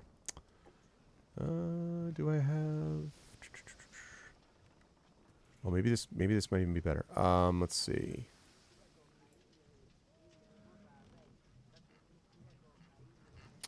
I think. I have a thing that I want to show, but I'm a little worried that it's what it's going to actually. Okay, you know what? Give me a second. Let me, because I want to make sure that I don't take you somewhere that I shouldn't. Let me. Okay. How do I do this? All right, let me try something. All of you, just give me a sec here. Ah, lovely. Perfect. Great. Wonderful. Okay. It doesn't show you things that I didn't want to show you. I thought it wouldn't, but I want to make sure. Okay. So you folks should now be looking at a map, which is largely unmarked, right? It's unlabeled, I should say. And it's black and white. So you right now, if you're got your sort of bearings right, Brian, are somewhere around here. Because over here is where the house is. Mm-hmm. Okay, so you're somewhere around here. The way that they're pointing, the chieftain seems to be pointing in this direction. And you do know that up here is an area of marshland known as the Hool Marshes. Quite dangerous because it has several rivers which run through it from different lands. And you also know that there is a lot of Sahuagin activity. And the Sahugans are quite nasty, not friendly, and opposed to most civilized people. The lizard folk, it depends, right? But the Sahuagin usually not much chance that they're going to be friendly from what your experience with them. And so the Sahuagin, you also know, tend to be enemies of the lizard folk, for what that's worth. But in any case, that's where the pointing is happening. And if that is the same place, then it means that the suggestion is to go to the Hool Marshes. Okay, from my extensive sailing knowledge, do I know roughly how long it would take if we decided to set sail, all hands on deck, how long it would take to get there? If With a all fair went wind. well, so one hex of these is 10 leagues. And so you figure you're starting out here. So you'd be like 1, 2, 3, 4. It would be about 5 leagues, which is, so that works out to about 50 leagues. So 50 leagues, I'm going to do some quick calculations. How many leagues can you sail? Sail in a day. All right, let's see. So they could... So a sailboat should be able to go about 115 miles in a day if the wind is with you. So, and a mile, let's see, is nautical league. So what did I say? 50 leagues, right? 50, so yeah. that means it's 172 miles, roughly speaking, which means it would take you about a day and a third or so if the wind is with you. But if you're becalmed, then you're out of luck. Okay. Day and a third single way, like one way. Yeah, one way, yeah. Mm-hmm. Yeah. Okay. That's right. Okay. And also I want to just let the party know, by the way, you're under no obligation to do any of this. I mean, you can figure out things, like part of the plan was not go hang out with the lizard men, but you can also improvise. So I'm just letting you folks know you have different options. Absolutely. I'm gonna kind of I'm just gonna say 1 second, just 1 second. I think I know where you mean. What was it called? Sorry, something marshes. The Hool Marshes, Hool. Okay, there's somewhere that rings a bell called the Hool Marshes. If we sailed there directly, it would take, with a good wind, a day and a half, maybe. If you just want to get home, how about this? And I'm going to turn to my cohorts, my crew, as opposed to just the lizard crew, and say, how do you feel about helping these very kind folk get home? And in return, we can keep the ship and part company as friends. The ship is ours!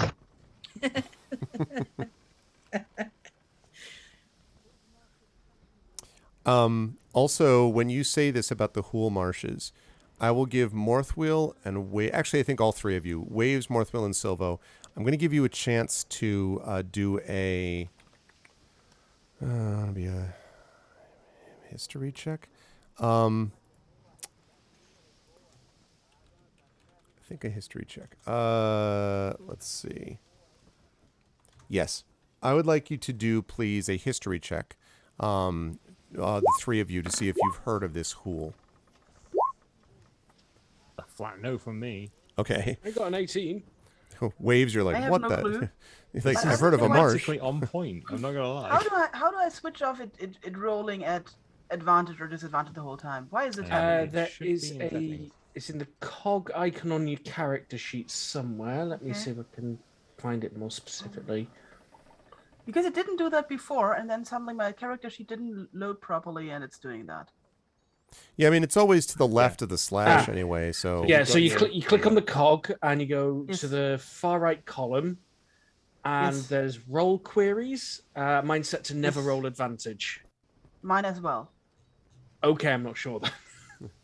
Just change it. Change it to something like advantage toggle or something like that, or query advantage, and then it should ask you.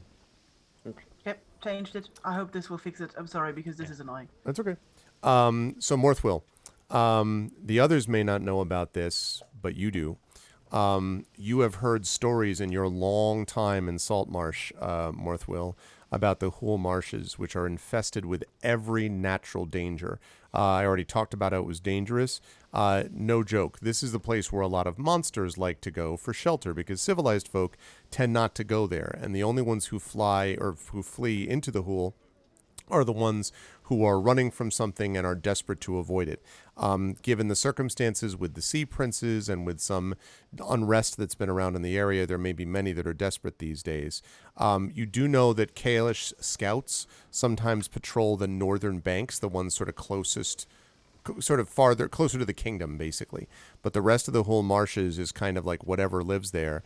And you've even heard, Morthwill, that there are cults dedicated to demon princes that might even live in the middle of these marshes. These are not pleasant places. So you sure as hell heard about that. We don't want to be going into those marshes, no. They say even armies will march in and don't come out again. We don't have to go into the marshes. We can just drop them off. Like we were supposed to take the ship or investigate the house. I understand what you're saying. I am very ready to go back to Saltmarsh right now. When Silver says that, I point towards the ocean. Like, go back to Saltmarsh? How? I pointed the rowboat. We got here on a rowboat. Put the boat on the deck. A neatly packed rowboat. Yeah, exactly. With a free dead body. Didn't we sail on since then? Didn't we say what? Can we see Saltmarsh from where we are? Where are we? Can we still see Saltmarsh? You can't make it out, but it's not that far away. I mean, you are out like, I don't know what that works out to. But we did get couple here miles. on a rowboat. You did, yeah. You rode your way out. Yes, you did. Yeah. And so Saltmarsh, though you can't see it completely, is off this way because that's where the house is, and that's chat can't see that. That is where the house is. Why is my map not looking at that? There we go. That's where the house is, and that is where Saltmarsh would be. So we're still weighed anchor. We're not correct. You're not sailing anywhere moving yet. at the moment. Right. Okay. I mean, I turn to the others and say, we don't have to venture into the marshes. They want to go home. If we can get this ship in payment for helping them sail there. Why do we need a ship? But why do you need a ship? Why do you need this ship? Well, because I'm missing my pirating ways. No, I get that. But your pirating ways so far has gotten us all nearly killed. I don't think that was entirely my fault. From what I've heard, one does not simply pop over to the marshes. I don't even know what these marshes are, but they sound dangerous. And I'm not... we've been in enough dangerous situations. We have done the job we've been asked to do. This, whatever this is, this sea version of this smuggling ring, these lizard people want the ship to go home. Give them the ship to go home. They just want to be with their families. They're not going to go off and start another smuggling ring. And if they do, not our circus, not our monkeys. Might be worth pointing out there are more pirate gangs known to operate in that area, and we'd be sailing the ship into, we've done our their job. turf.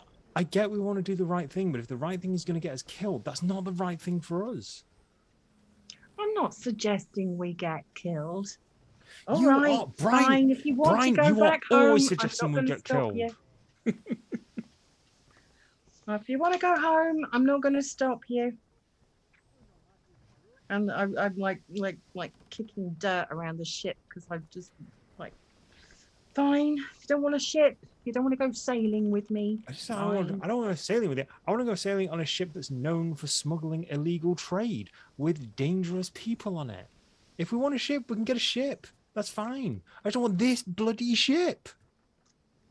That's like saying, oh, I fancy buying a house. What house shall I buy? Oh, how about the haunted house on the hill with a dangerous wizard in it? Yeah, that sounds like a great idea. Let's rent that out. No. Sorry, I'm just looking back on my notes. Yeah, I just trying to remember why we actually came to the ship. I Yeah, can't remember we the were supposed to do specifics of something it. with the ship. Stop. There was something Stop. we were supposed to do with the ship. Some sort of supply chain. So the thing was there was some sort of supply chain between the coast and the ship. There was some sort of smuggling operation at the house, and the ship had something to do with it. We were coming here to find evidence of, not Scaramouche Chaser, that's the guy. Gellin Primewater. We would come here to try and find evidence that Gellin Primewater was involved in this smuggling operation. More on that later, because Silver has not forgotten about that. But if we've taken this out of action, as in the pirates who work for Sambala and who know Sambala and are keeping lizardmen as prisoners are dead or in various stages of unlife, then we've done our job. The lizard people are just going to take this home and probably scuttle the ship. We can get into the ship. Evidence. Well, that's very true. So as We found the guys, they're dead, but trust us, they were behind it. That doesn't carry a lot of weight. No, absolutely. So I think if we say, we don't want to, Silver is saying this to Mortal now. If we say we don't want to go with them, that's fine. But we do want to search the ship. We want any books or anything like that. Because what good is the ship going to be to them after this? They're either going to use it for whatever lizard people use it for, or they're just going to scuttle it. They're just going to sink it. Who cares? It's a ship. And I'm kind of giving a slight side eye over to Brian and Waves at this point. But it's a nice ship. But it's still a boat. Like, I don't get your obsession with boats. We can get into this later, but you've got a proper obsession with boats. You need to let this go. Dry land is technically, where this it's being a at. ship. A ship can carry a boat, but a boat can't carry a ship. Right. The ship is ours! Silver just takes his notepad out. He's just like, boat. Ships have boats. Boats don't have ships. Got it. I don't know why I need to write that down. But I can tell you there is one person this who's boat. usually... Well, if we need to search the ship, there is usually one person who can get access to just about anywhere. Because everything needs repairs. And I pull out my absolutely. mallet. Absolutely. I'll look over at the chief and I go, repair ship. And I'll look over at because I'm stood next to the translator, and I go, repair ship, make safe. Repair ship, make safe. Morthoil sort of leans his mallet round. over to the rail, tap, tap, tap, and just sort of looks up at the lizards and smiles. There's a very sort of impromptu sort of, I'm making a repair motion. And so the let me bring you back to the ship now that we've seen the map. So where are you? Right there. So the chief, who is still up here, the chief sort of looks quizzically and then comes down to where you are. Is it Morthwell you're tapping away, or Silvo is? Morthoil's tapping away with his carpentry mallet. Yeah. Okay, so he comes over. Again, the stench is significant, but it's not overwhelming yet. It's just this faint kind of not that faint, but it's not overwhelming yet. They could make it much less faint. He walks by Silver, and Silver's just like, oh, there it is again. Yeah, Oof. exactly. Fish and feet all at once. So you walk over to friendly kitten could sell it to the sisters to pay off debt. That's true. That's another storyline though. And so comes over and sees what you're tapping away at, and kind of gives you a quizzical look, and then and kind of makes this hammering gesture, and the guard, yes,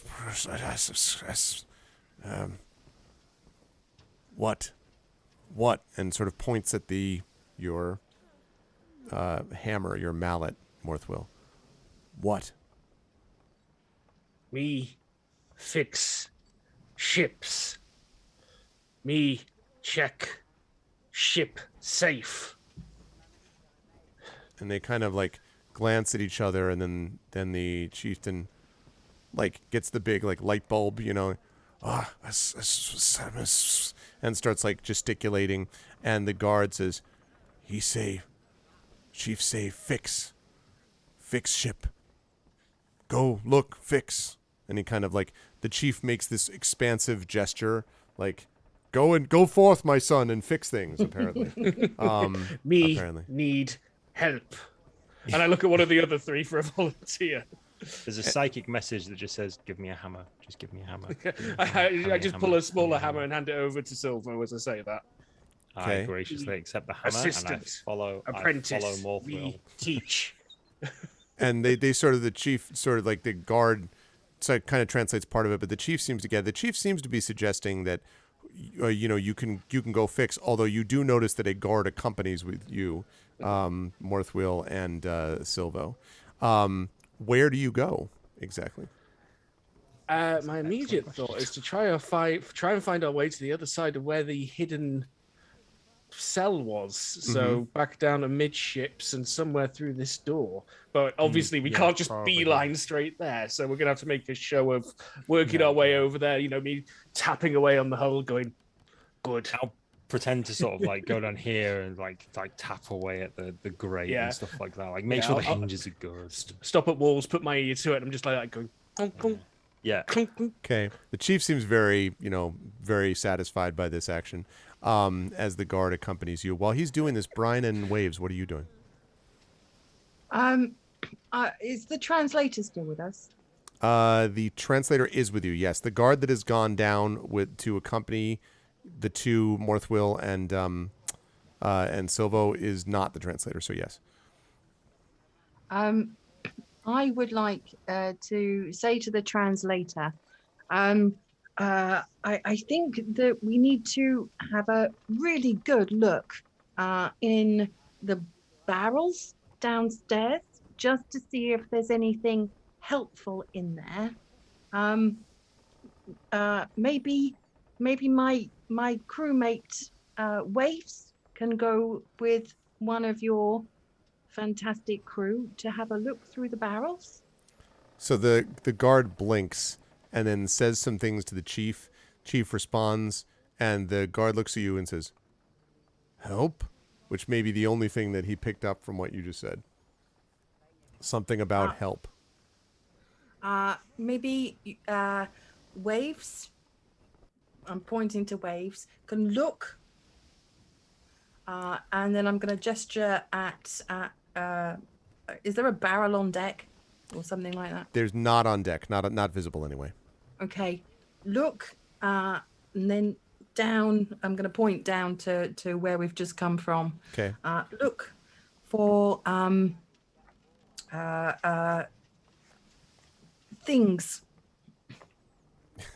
And there's back and forth translation again, and then the chief and kind of nods and gestures to one of the guards, and the guard puts Oceanus, kind of pushes him against one of the boats and pulls out an axe and just sort of holds it, and then the chief looks at the other guard that remains and sort of gestures as if to be like, all right, go with them.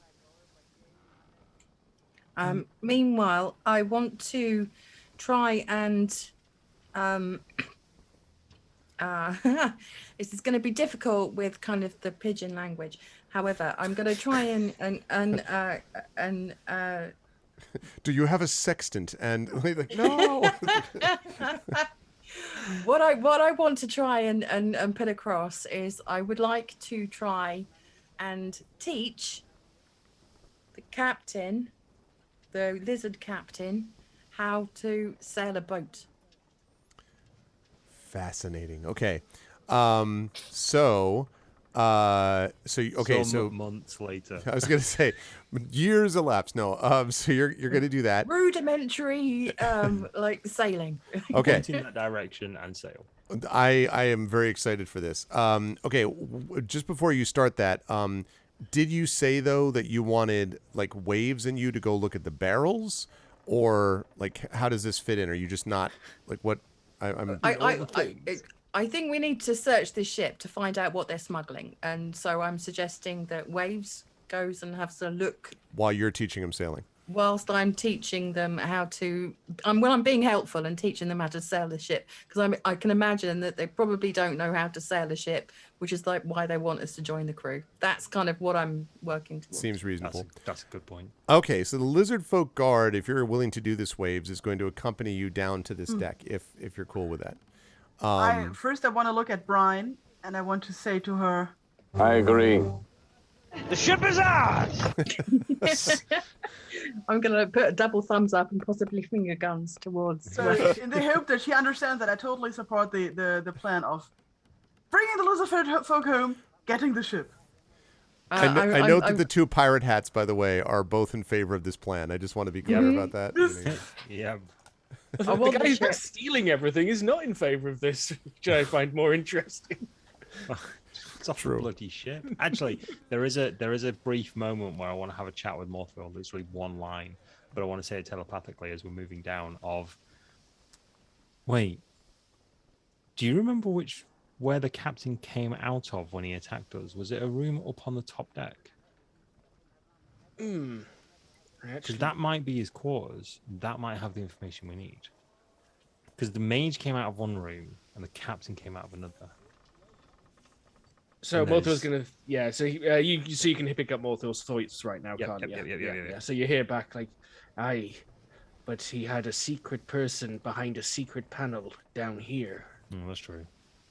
and there was a parrot or some such on the other side, I believe. Yeah, that's also true. So maybe like a rudimentary alarm system. Okay, we'll carry on down here.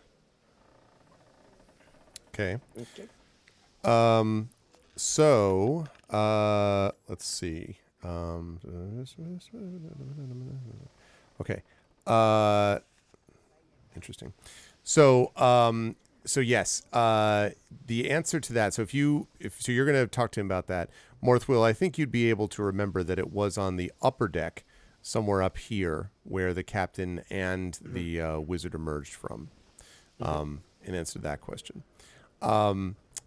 Waves, I'm going to talk to you in a minute. No, actually, I'm gonna do Waves first. Then we'll talk to Morthwell and Silvo, and then I want to finish this little part of things with Brian because I'm very much looking forward to this. So let's start with Waves though. So Waves, you're down. Yeah, I know it's gonna be great. So Waves, you're down here, right?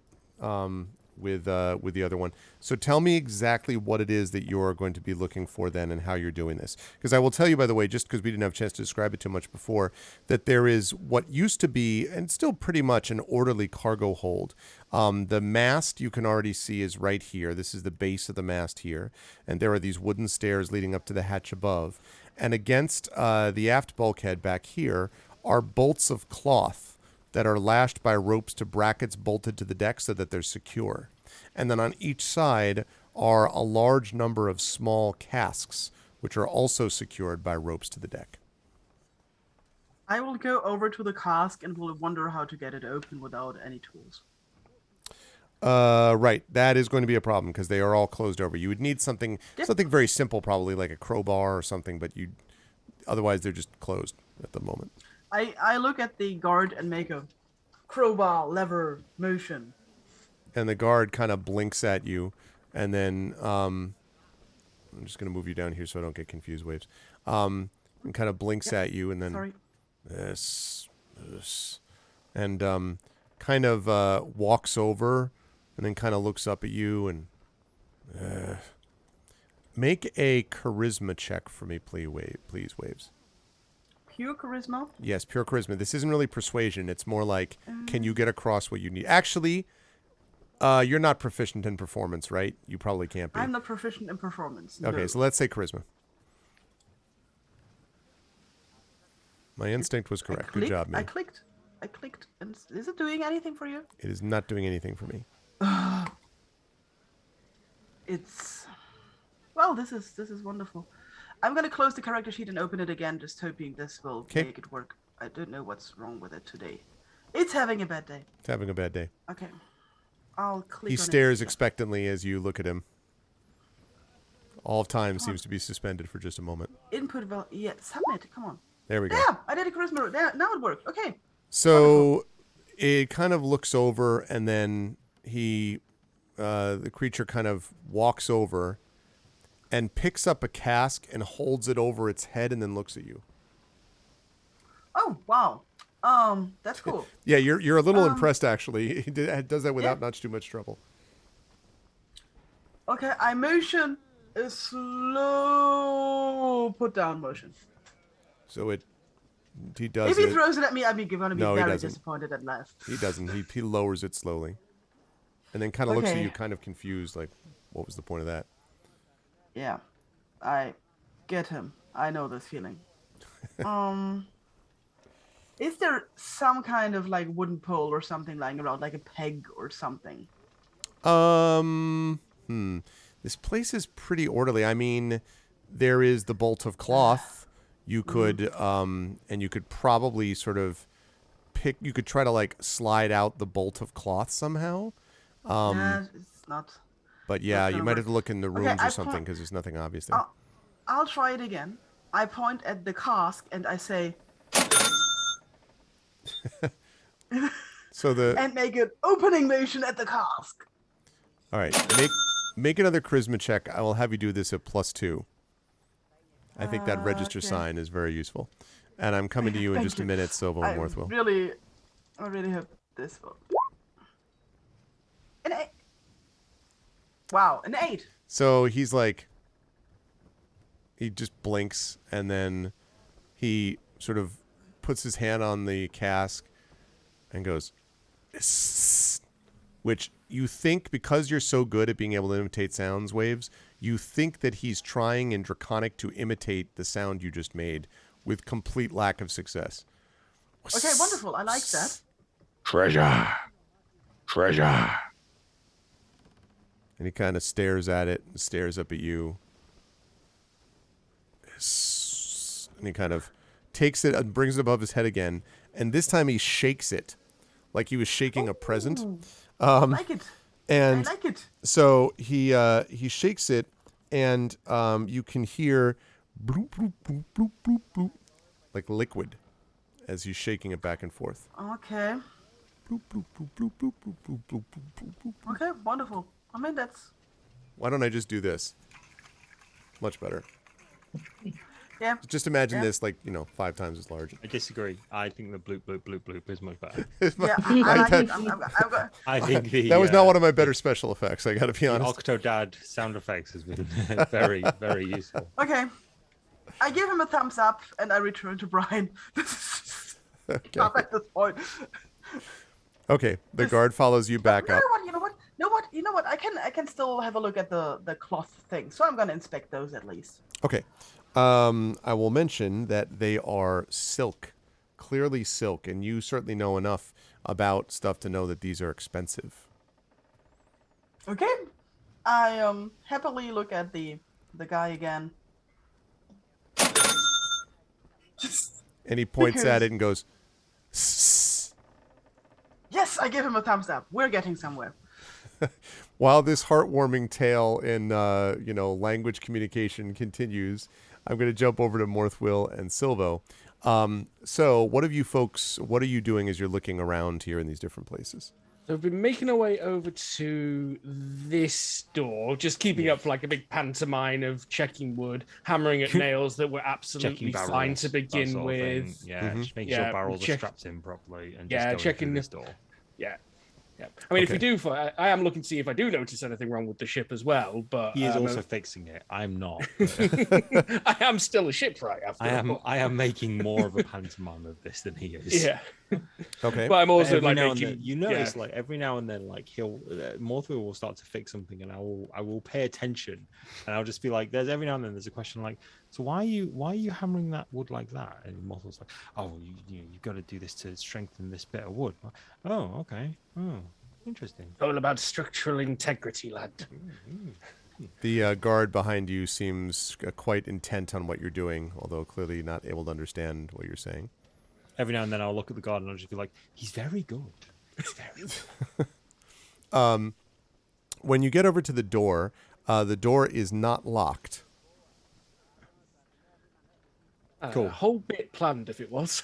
Open. Okay. Okay. Yeah, we just Open go and move in. Yeah, we just go straight in. It was not locked. It was not. There's so- not even a.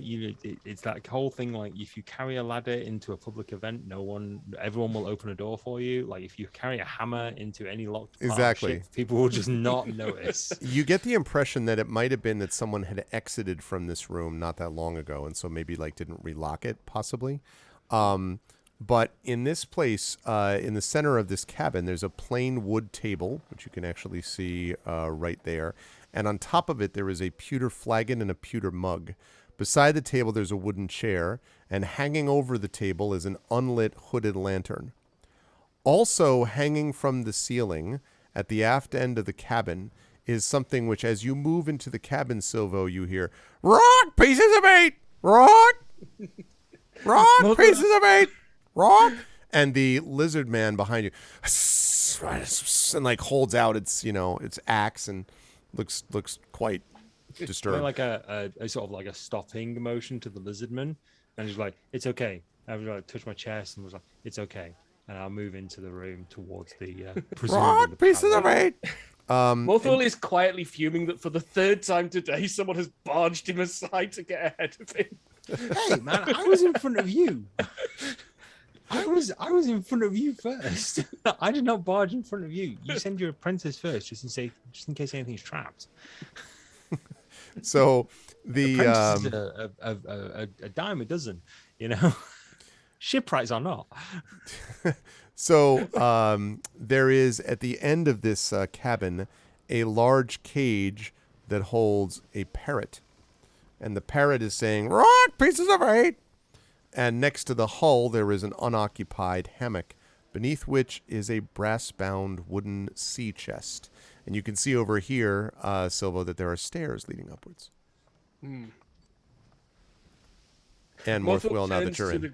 Yeah, Morthwell turns to the guard. He's stamping on the wood on the ground, and he's looking a bit concerned. He holds up to goes, "Stop. Bad floor. You stay." And the guard does not seem interested in going any further at the moment anyway, because the parrot, "Rock, pieces of eight! Rock!" Okay. Where is this chest?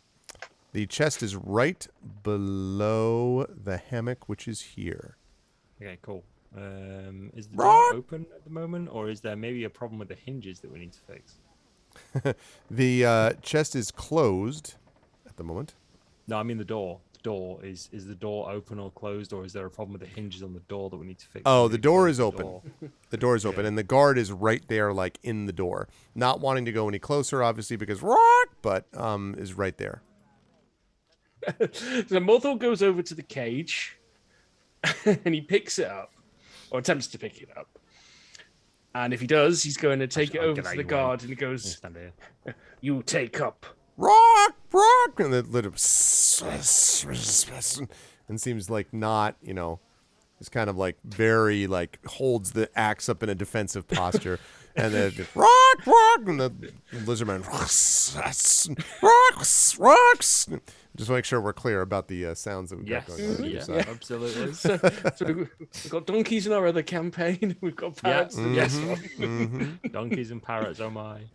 Yeah. Okay, so seeing that reaction, Morthwell just shrugs and puts the parrot down right here. And the lizard man kind of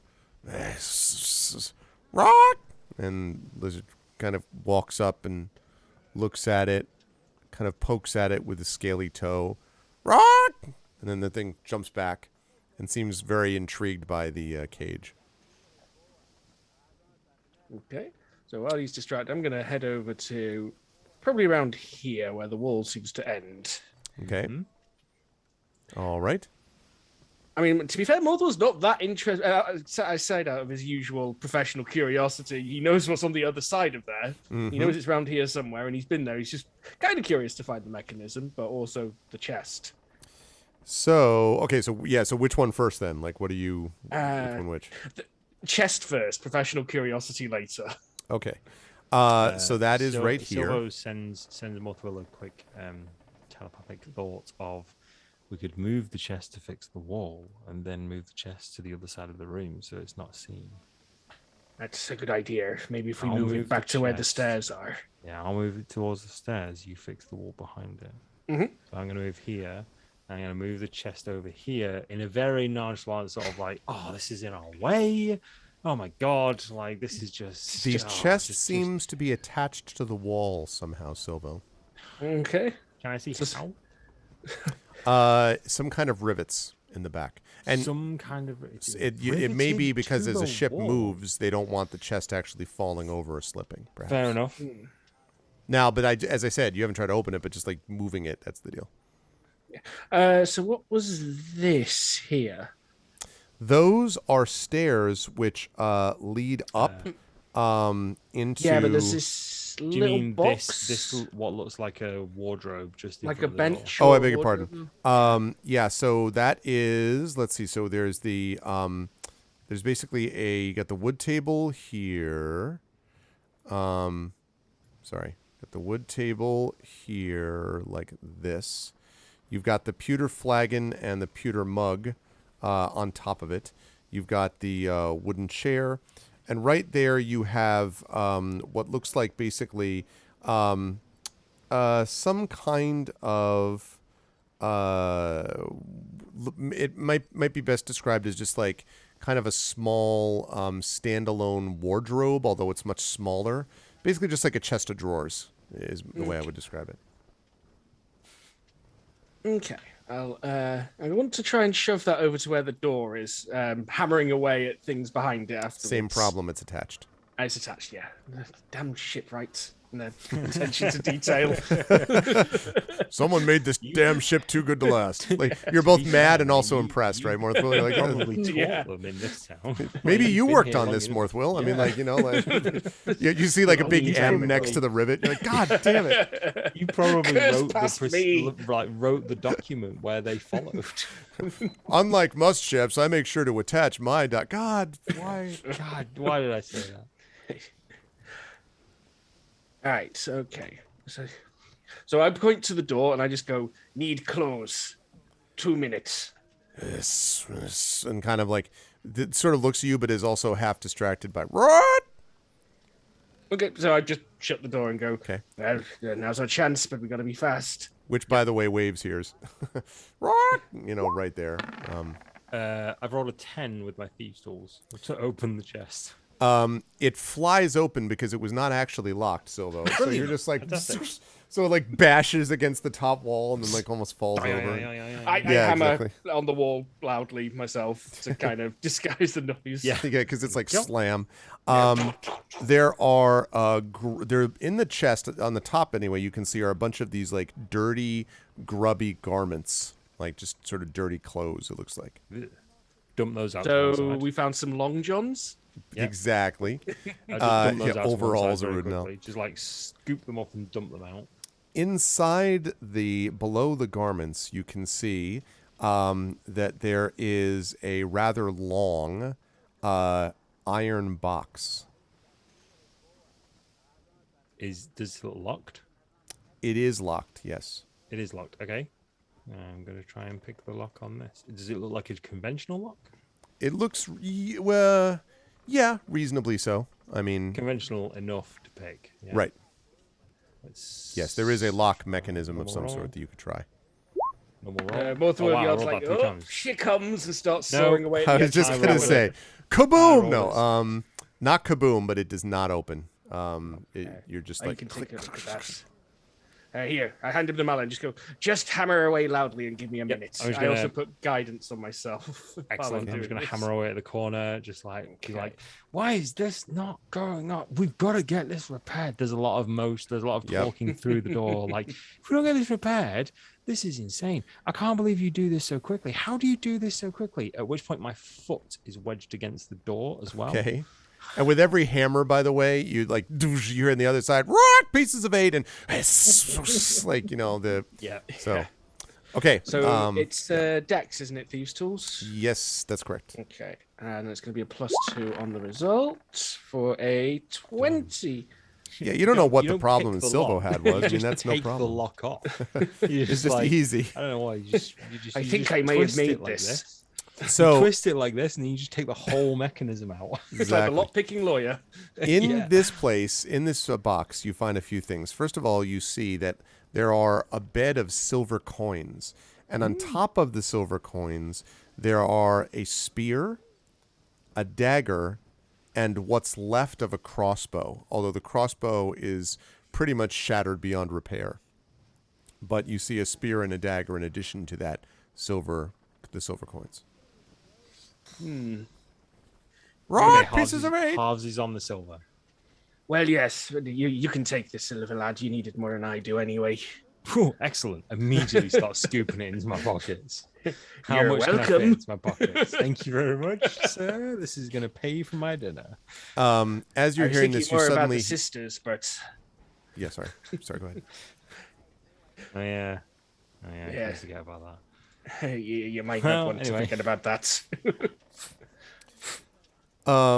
So you see the you're as you're doing this and you're sort of enjoying this moment of treasure, you hear this rock pieces of whoop, and then there's a smashing sound. Something slams into the door, and then you hear, and then silence from the parrot. Quiet parrot. And God. then you hear, doof, doof, doof, doof, doof. The guard appears to be wanting to come in. Doof, doof, doof, doof. While you're thinking about that, I'm going to head upstairs where we have Brian, who is doing our training montage. And, you know, chat said this is the way it is, and this is exactly what I was imagining. So I need you to tell me here, Brian, what are the ways in which you want to teach this person? And I'm going to explain what I mean. You could try to explain everything you want with words, but realistically, you know, you and language, they don't connect with this thing. So the question is, how are you going to teach them? Is there a particular series of skills that you want to use to try to explain things to the chief? What I would like to do before we get in, like fully into the montage, because Yes. everyone wants the montage, I would like to say to the translator, my friend, and then I'm going to point to Oceanus, needs food. Because we know he's emaciated. We know he's been down there for a long time. He's like almost naked. Right. So I'm going to say my friend needs food, and I help. So yeah, sorry, go ahead. go on. And then I help with the boat, with the ship. Okay. So the translator, kind of hears this and the chieftain at one point kind of tilts his head and then points at Oceanus and his stomach and is like, and the translator's like, Chief, say, eat elf? No, eat elf. Elf, eat food. And so they translates that, and then the chieftain sort of, and kind of looks around, and then points at one of the unconscious former crew leaders, and is like, and the guard looks at them and says, looks at you and says, Chief, say, there, and like points the body. And Oceanus kind of looks and then looks at you with this like.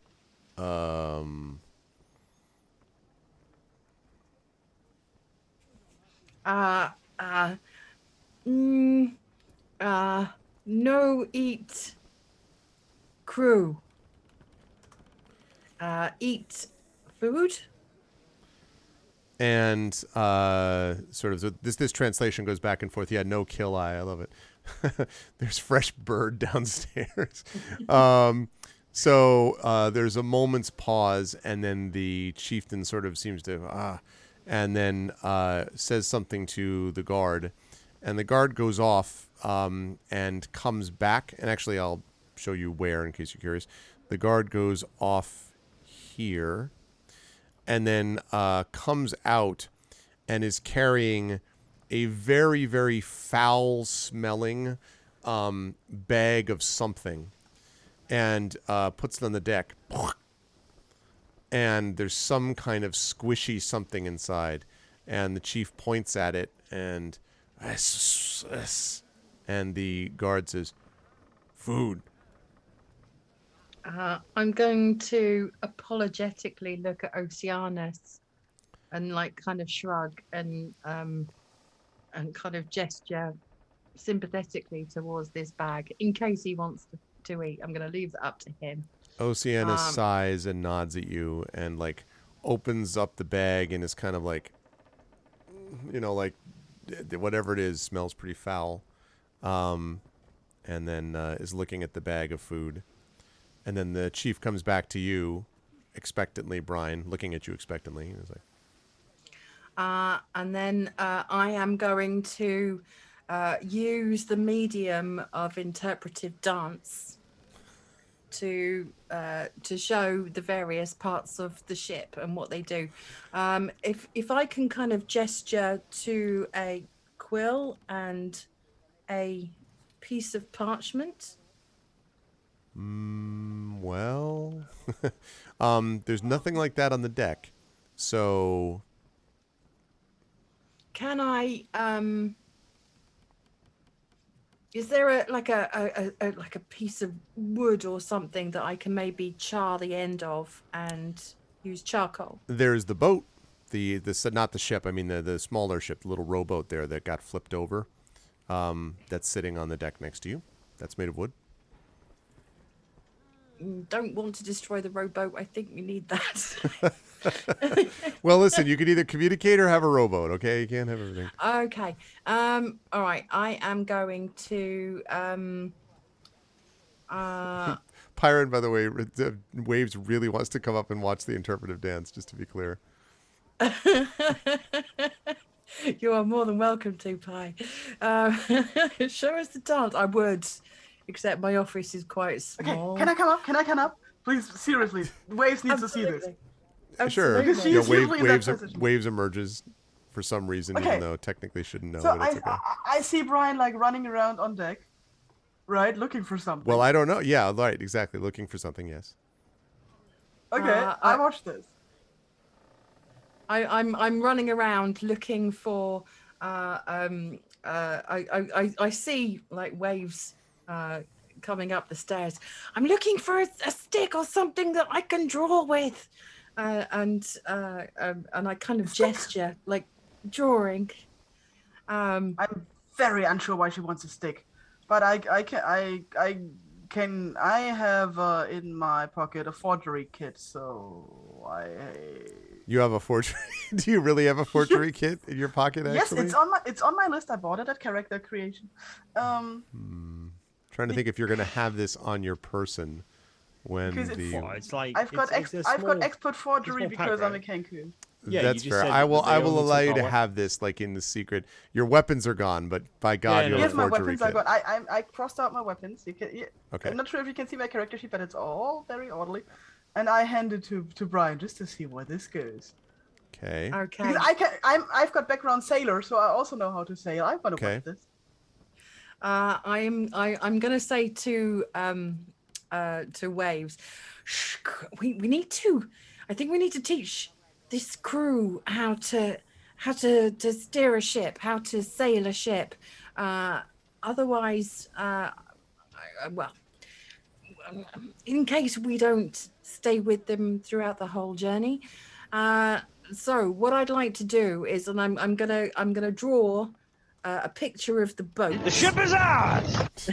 The ship is ours. I think we need to keep this ship. I'm gonna say to Waves, but we're just to keep them busy as well. And I'm going to draw, because obviously my art skills are phenomenal. I'm going to draw a picture of the boat, and I'm going to draw their chieftain, their lizard chieftain, steering the boat. with a big arrow Amazing. saying, "I teach you to steer the boat."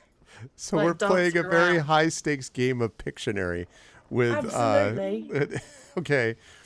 I'm gonna ask you to make. Oh God, what do I even ask you to make? D&D charades. It's the way forward. Yeah, what are you going to ask He's us not- to make with this? Why would he steer the ship? He doesn't I'm even know where very to go. interested in this. A dexterity, I guess. I'm guessing a dexterity check is what it. I'm disinclined to acquiesce to your request. So Means just no. a straight dex check. I think just a straight dex check. This is probably. No, I'll just give you a straight dex check. Okay. 19.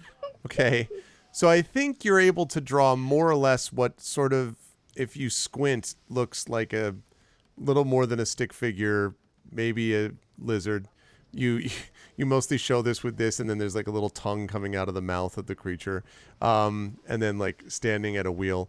And so the chieftain like looks at the paper, and then looks up at you, and looks back down at the paper, and starts hissing and speaking in Draconic, and the guard, the translator guard,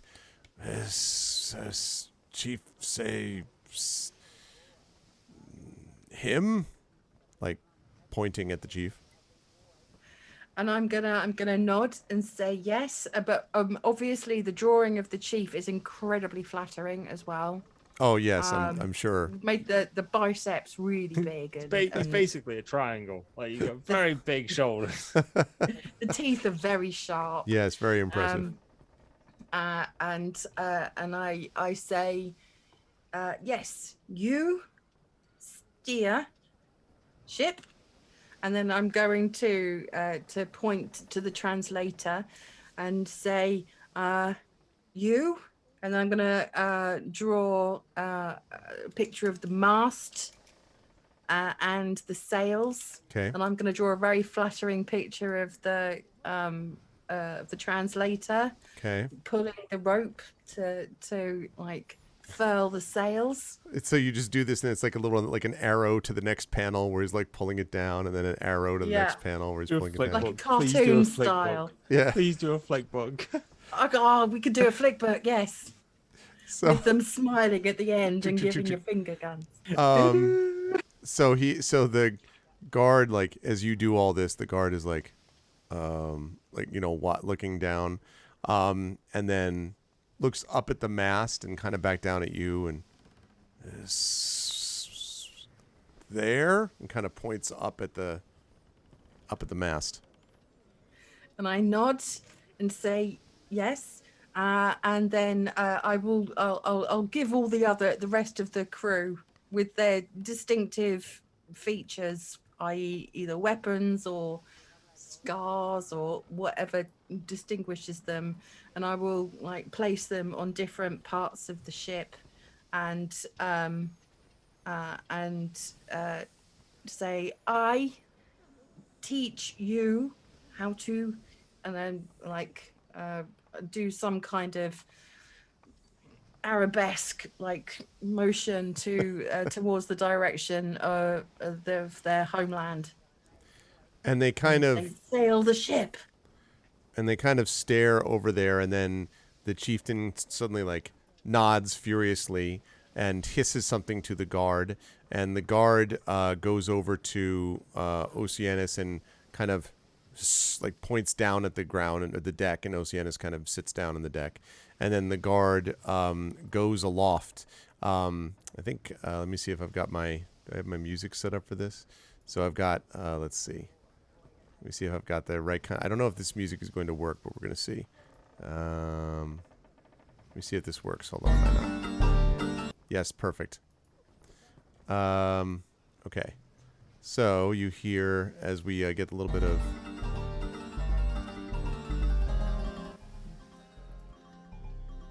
Okay. So we get the as the music swells, and we get the sort of interpretive dance followed by this stuff, and Morthwill and Silver are continuing to do what they're doing. Waves is enjoying watching as this dance is happening. The chief and the lizard men are very strong and willing, and they don't really get what you're asking entirely. So the voyage is what I would describe as halting at best. Like the sail isn't quite right, and the movement isn't quite right, and so the thing kind of like the ship lists like terribly to one side and then back to the other side, and kind of tacks wrong, and the wind is up and down. And Silvo and Morthwill, I would assume at a certain point that it makes you feel a little bit more queasy, than you were before, because it's not really, that type of thing. And as you're watching, of course, Waves is helping too. Yes. Yes, I would run around like a really stressed out chicken and try to correct everything that's going wrong the whole time. It's pretty sad, but it actually kind of is generally sort of staggering in the right direction in spite of everything. And as the chieftain is up on the front, the chieftain's got, shoulders thrown back, wide stance, got the wheel, feeling very dramatic. Occasionally looks back at you, slaps his chest, points at you, and at one point, after about an hour or so, as the ship is kind of gradually crawling its way up the coastline, the chief calls you and the translator up onto next to him on the wheel, near the wheel, and hisses back and forth with the guard. And the guard brings over the paper and that you were using, and gives the thing to the lizard man, to the chieftain. And the chieftain kind of grabs the thing, and kind of you probably wince, Waves, because you can hear the scratching as he kind of cuts through the paper. He's not really good at this, right? But he's clearly making some kind of primitive drawing, because obviously lizard folk can certainly draw things, although they're not used to doing it with pens. And he and then you can see that he seems to have done a sort of rudimentary diagram of the coast, and sort of of the direction that you might be heading, actually, at least sort of what it would remind you of. And he has an X marked, and then basically as an arrow, and he takes the arrow and points it to himself, as if to say, this is where I am. And then he points at where Saltmarsh to be, Brian, and points at that, and he smiles, and smiles very friendly now with you, and he takes his the pen again and sends an arrow from where he claims his home is down to where Saltmarsh is, and then puts a big X over Saltmarsh and looks up at you with a big grin. And that's where we're going to stop our session for today. God damn it. So... Are you kidding me? This week on enabling the worst possible outcome. Yeah. So we're just why are we moving? Why the hell are we moving? Why are we moving? What is going on? Oh, man. I loved every aspect of all of that. This is the best. I cannot wait to see what happens as the continued frenemy ship, or whatever the hell it is, continues with the rest of the crew, because what is that all going to be? What now? Yeah, together we shall destroy Saltmarsh. You're great. Wait, what? That's not... This legitimately qualifies as a misadventure at this point, this whole campaign. I would like to point out how many of our, or at least Silver's problems, would be solved if we go along with this plan. I'm sure that everyone in Saltmarsh would agree. Yeah. It is possible, of course, that what you've actually done is stumble into a plan that it's really a good thing you figured out. That's quite possible that that's what's going. That you figured that out. I will be heralded as your new king. Exactly. But it'll be interesting to see what happened, and I'm excited to see this as the ship sort of staggers along back towards the lair of the lizard folk. Good work though from everybody. I really enjoyed that. One of the things that I talked about in relation to another campaign is how very seldom in a way language is considered in terms of like people who don't understand languages and all that, and how there's just sort of an assumption that everybody speaks common, but that's not true. And actually having to try to figure your way around when it's not just everybody speaking common is very important actually, and can provide for some good role play moments, like doing the interpretive dance to explain how to sail a ship, which was a lot of fun. So I'm very much excited to see how things are going to go down next. And then I'll start with you. Good stuff out of Brian today. Obviously, the being able to sail a ship is very much in your element. I like that you and Waves were teaming up for like, absolutely, we should sail the ship.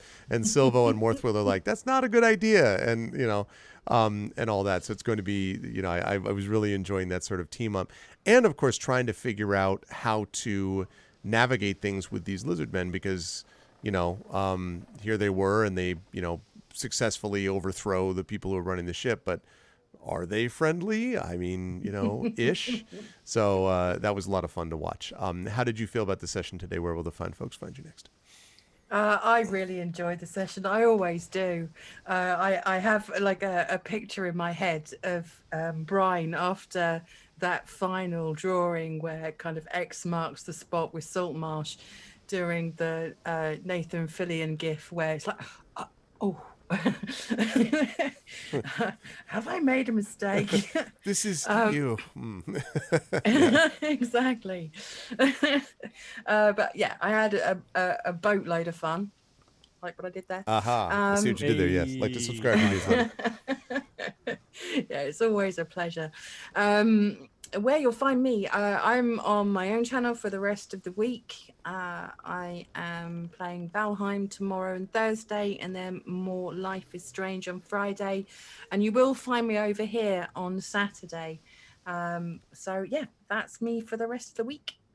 That's good stuff. Thanks, Nanda. And I'm excited to see how Brian handles the rest of this crew that's being captained. Always a pleasure. Also, always a pleasure to have, of course, Peripheral Mike with us, with Silvo and Mike. Silvo definitely had, I mean, there, you got a chance to kind of lay out there like, yo, what are you doing? Like, this is not, we're not doing, what? Don't, no, let's go home. Why would you do this? Silvo's frustration with the shenanigans, and particularly the dangerous to you personally shenanigans, have definitely begun to expand a little bit. And it'll be interesting to see how Silvo wants to handle this, because jokes in chat aside, probably the ultimate destruction of Saltmarsh is not really what you had in mind, considering that sort of thing. So it'll be interesting to see how Silvo handles all of that from his point of view when he finds out what actually has been agreed to. What did you think about today's session? Where will the fine folks find you next? As always, I adored today's session. You've got to say something when you have to cosplay as your character and start slightly simping over your cosplay character for D&D sessions. So you just like, whenever find myself on a long walk at the moment, especially walks to the gym at the minute, I'm just like, what would Silvo do in this position? What would Silvo do in that position? So God bless Arv, because I'm constantly barraging him on Discord. With I really appreciate it too. I feel sometimes bad because I try to take a lot of it in, but I'm just kind of like not stopping. Yeah. And just like, what if this happened to Silver in the past, and what if this horrific thing happened, and what if he wanted this thing to happen, and what if this, and what if this, and what if this, and what if he's secretly a lizard man? Wait, I wasn't supposed to say. Yeah, what if he's secretly a lizard man? What if he's secretly God in disguise? What if he's secretly Elminster? Who knows? Like, there's so many. Like, I just barrage off so much with. So I feel bad about it, and then. I don't, because I'm just like, he says he likes this, so I'm just like, well, I can't promise to use all of it, but it all goes into the mill. I'm just like, here's some ideas I've had while I've been listening to random weird operatic metal music every now and then, or some weird TV show music. But as always, I absolutely adored this. I adored the fact that it felt like probably one of the best kind of cooperative kind of streams we've had in a while. It felt really nice to work with Morthwheel on a couple of bits and pieces. It felt really nice to just talk with a few different people. So yeah, it felt like one of the funniest and one of the best streams we've had in a little while. And I'm so excited. When more Saltmarsh, please. More Saltmarsh, please. When more Saltmarsh. When more Saltmarsh. That's all I need to know. So Go to your social media outlet, everyone. Everyone go to your social media outlet and Saltmarsh. let us know. At Peripheral Mike, at Arvin Elron. Let us know like when next Saltmarsh. True. These are true facts. You can even let the people at GOG know, like at GOG. So your best content is this. At GOG.com. You know, this Twitch channel is doing the best possible work. How about this, at Wizards this, _D&D? You know? That sort of thing. Exactly. Get us noticed. Never mind The Witcher 4. How about you focus instead on this channel instead? Thanks, Mike. Where will the fine folks find you? Oh yeah, absolutely. So if you want to follow any of my stuff, you can follow me at all social media channels at Peripheral Mike. If you want to find out more about the work that I do, you can find out more about that at peripheralmedia.net. That includes links to all of my training content, video content creation, and everything in between. Basically, there's lots of really cool, awesome stuff coming up on the pipeline. But at the moment, I can't talk about a lot of that stuff right now. But rest assured, streaming is definitely on that docket, and there's lots of very exciting things coming up. Good stuff. Yeah, I cannot wait to see it. Thank you, Mike. Always a pleasure. Also a pleasure to have Saber with us. And I thought when Morthwheel rolled for Constitution and failed about that, I was like, yep, that would certainly explain a lot, because the Lizardmen were not about, oh, they're a kind, gentler. Like, no, they're not particularly kind and gentle. And that would be a lot for anybody to deal with. But then Morthwheel also had a chance to get an understanding of what was going on in the ship. And I think the idea that you had of working back towards where the secret door was smart, although you got a little sidetracked when you had the, the chest and, all that kind of stuff. But made sense to kind of work in that direction. And to understand a little bit more about, even though you haven't sailed exactly, you certainly know about the construction of ships. And that's something which is going to come into play perhaps as time goes on with figuring this out. Because things I feel like have sort of improved, and from your point of view, probably improved a lot until you find out what exactly the plans apparently are for this, from the chieftain, in which case maybe not so much.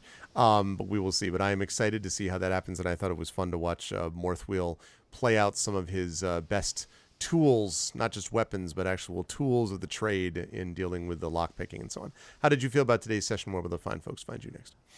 This was a particularly good one. I mean, they're always good, but this one was so much fun seeing everybody get so creative with how we dealt with this situation, because we're completely disarmed. To start at the start of the session, we don't even know what's going on. It was like, for all we knew, we were being brought up for executions by the captain.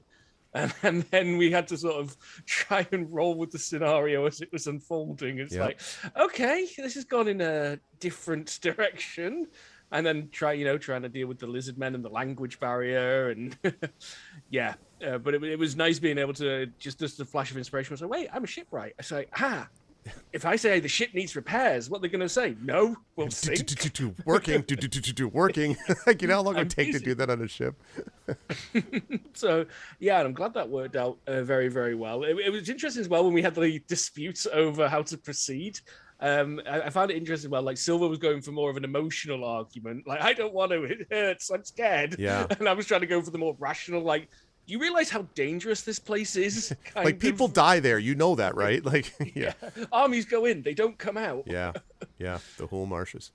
And then I guess next session is probably going to start with, as I said in chat, Morthwheel coming up and going, I was down there for 1 hour and you've launched an invasion. It's true. Like, well, you could go to the whole marshes, or you can invade Saltmarsh, or you can, Jesus, what? God, why? Sometimes at least I taught them how to sail the boat badly. Yeah. I mean, when you're 248, it tends to be the adult in the group by default. But it's true. Yikes. Listen, I'm not like a teenager like when I was 75. All right, I mean, I've accidentally invaded a town when I was 80. Yeah, we've all been there, but come on. So yeah, definitely looking forward to getting back together with everyone to see. Well, again, I'm officially labeling this whole thing a misadventure at this point. It's true. And, I will say that, you folks will not forever be kind of like staggering back and forth. A lot of what you're picking up here is like almost literally getting your sea legs about what the heck is going on in all of this stuff and putting the pieces together. But you are going to begin, you already are actually beginning to assemble more information that will mean that you won't constantly be on the back foot. But yeah, at least for the first part of it, it's a little bit on the back foot action. So yeah. Definitely being a bit more reactive than proactive with a lot of this for now. But definitely looking forward to seeing what comes next. As for me, what's coming next? Tomorrow, I'll be here same time slot as we were here tonight. And I'll be playing a new release, Godlike Burger, where I'll be making the tastiest burgers in the galaxy. The secret ingredient is the customers. Ah, see? And you thought, and this was all part of my master plan when the lizard's pointing at the elves. Like, it was, the ship crew is totally, Yeah, and I'll be back on my channel on Thursday carrying on with my playthrough of Vampire the Masquerade Bloodlines. Good stuff. And again, pointing at at the crew. But good stuff, Saber. Always a pleasure. And yeah, you folks should definitely check those things out. I actually have to see if I can check out that Godlike Burger. It sounds cool. I'll see if I can pop it on while I'm doing some grading. Always a pleasure. Thank you, Saber. And also always a pleasure to have Pyron Jade with us. And Pyron, first of all, I love this sort of gag that kept happening where you kept pushing in front of people. And people were just like, well, of course you're in front of me all the time. Like, I thought it was just so funny that Brian's there and you're like, the next thing you see is just your token is moved in front and you're just standing there like, what are you doing? Why are you so that was really funny. And also, of course, having to figure out, you had your own business of trying to like explain things to someone and you didn't have the benefit of the whole semi kind of knows common a little bit, so you just had to be like, so him like picking up the barrel and you'd be like, no, and then like do it this way, and then you're just like, I don't even there was a lot of stuff that you had to figure out in that, and of course your constant support of Brian, represented by The Ship Is Ours, which I think you played about 10 times if I'm not mistaken. That was pretty sweet too, because really Waves seems to really want the ship. How did you feel about the session where the fine folks played next? Yeah, no, for sure. I do want the ship. I really, really do want the ship. And I think we should take the ship. I mean, it's kind of ownerless, and also we found it first, so it's our ship. It's not right? ownerless. The lizardmen have it. Yeah, but they don't really own it, No, but they do, because they have pointy sticks that could kill us. Yeah, well, we're working on that. Anyway, I'm really happy that I got to play the freedom thing, because oh my god! Yeah, I can't wait for that to be muted on Twitch, like whoosh, DMCA. It should be fine. It should be fine. Yeah, so I really, really like this, especially communication is difficult, so that was an interesting episode from that point of view. And I would have streamed this Thursday because I'm feeling a lot better. I mean, you can hear my voice and stuff. Yeah, definitely. But the parent-teacher conference was moved to Thursday. So I can't. I'm sorry. But it's just how life currently is. So that's the thing. But yeah, I enjoyed myself massively tonight, and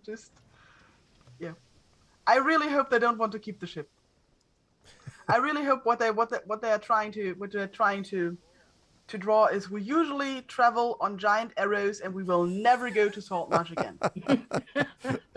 Yeah, Saltmarsh is not for us. That's what that X means, right? That X, like, just this is because one star review, not going to visit again. That's what Yelp said. God enslaved here will not be back. Yeah. I think the response for the chieftain to that belief, Pyron, would just be, I imagine that's the impression. Is that the lizardmen try to communicate back? So yeah, was trying to listen, and knew the Kenku. I really like that. So that was nice. So it was great as always to have this crew, and I am also excited for the next session because things are going to ramp up here, and I cannot wait for it. And a lot of this, honestly, Chad, has been kind of rolling with how the crew's been handling things, because it could have gone in very different directions. And I, in my own head, know the timing of how certain events and things are happening.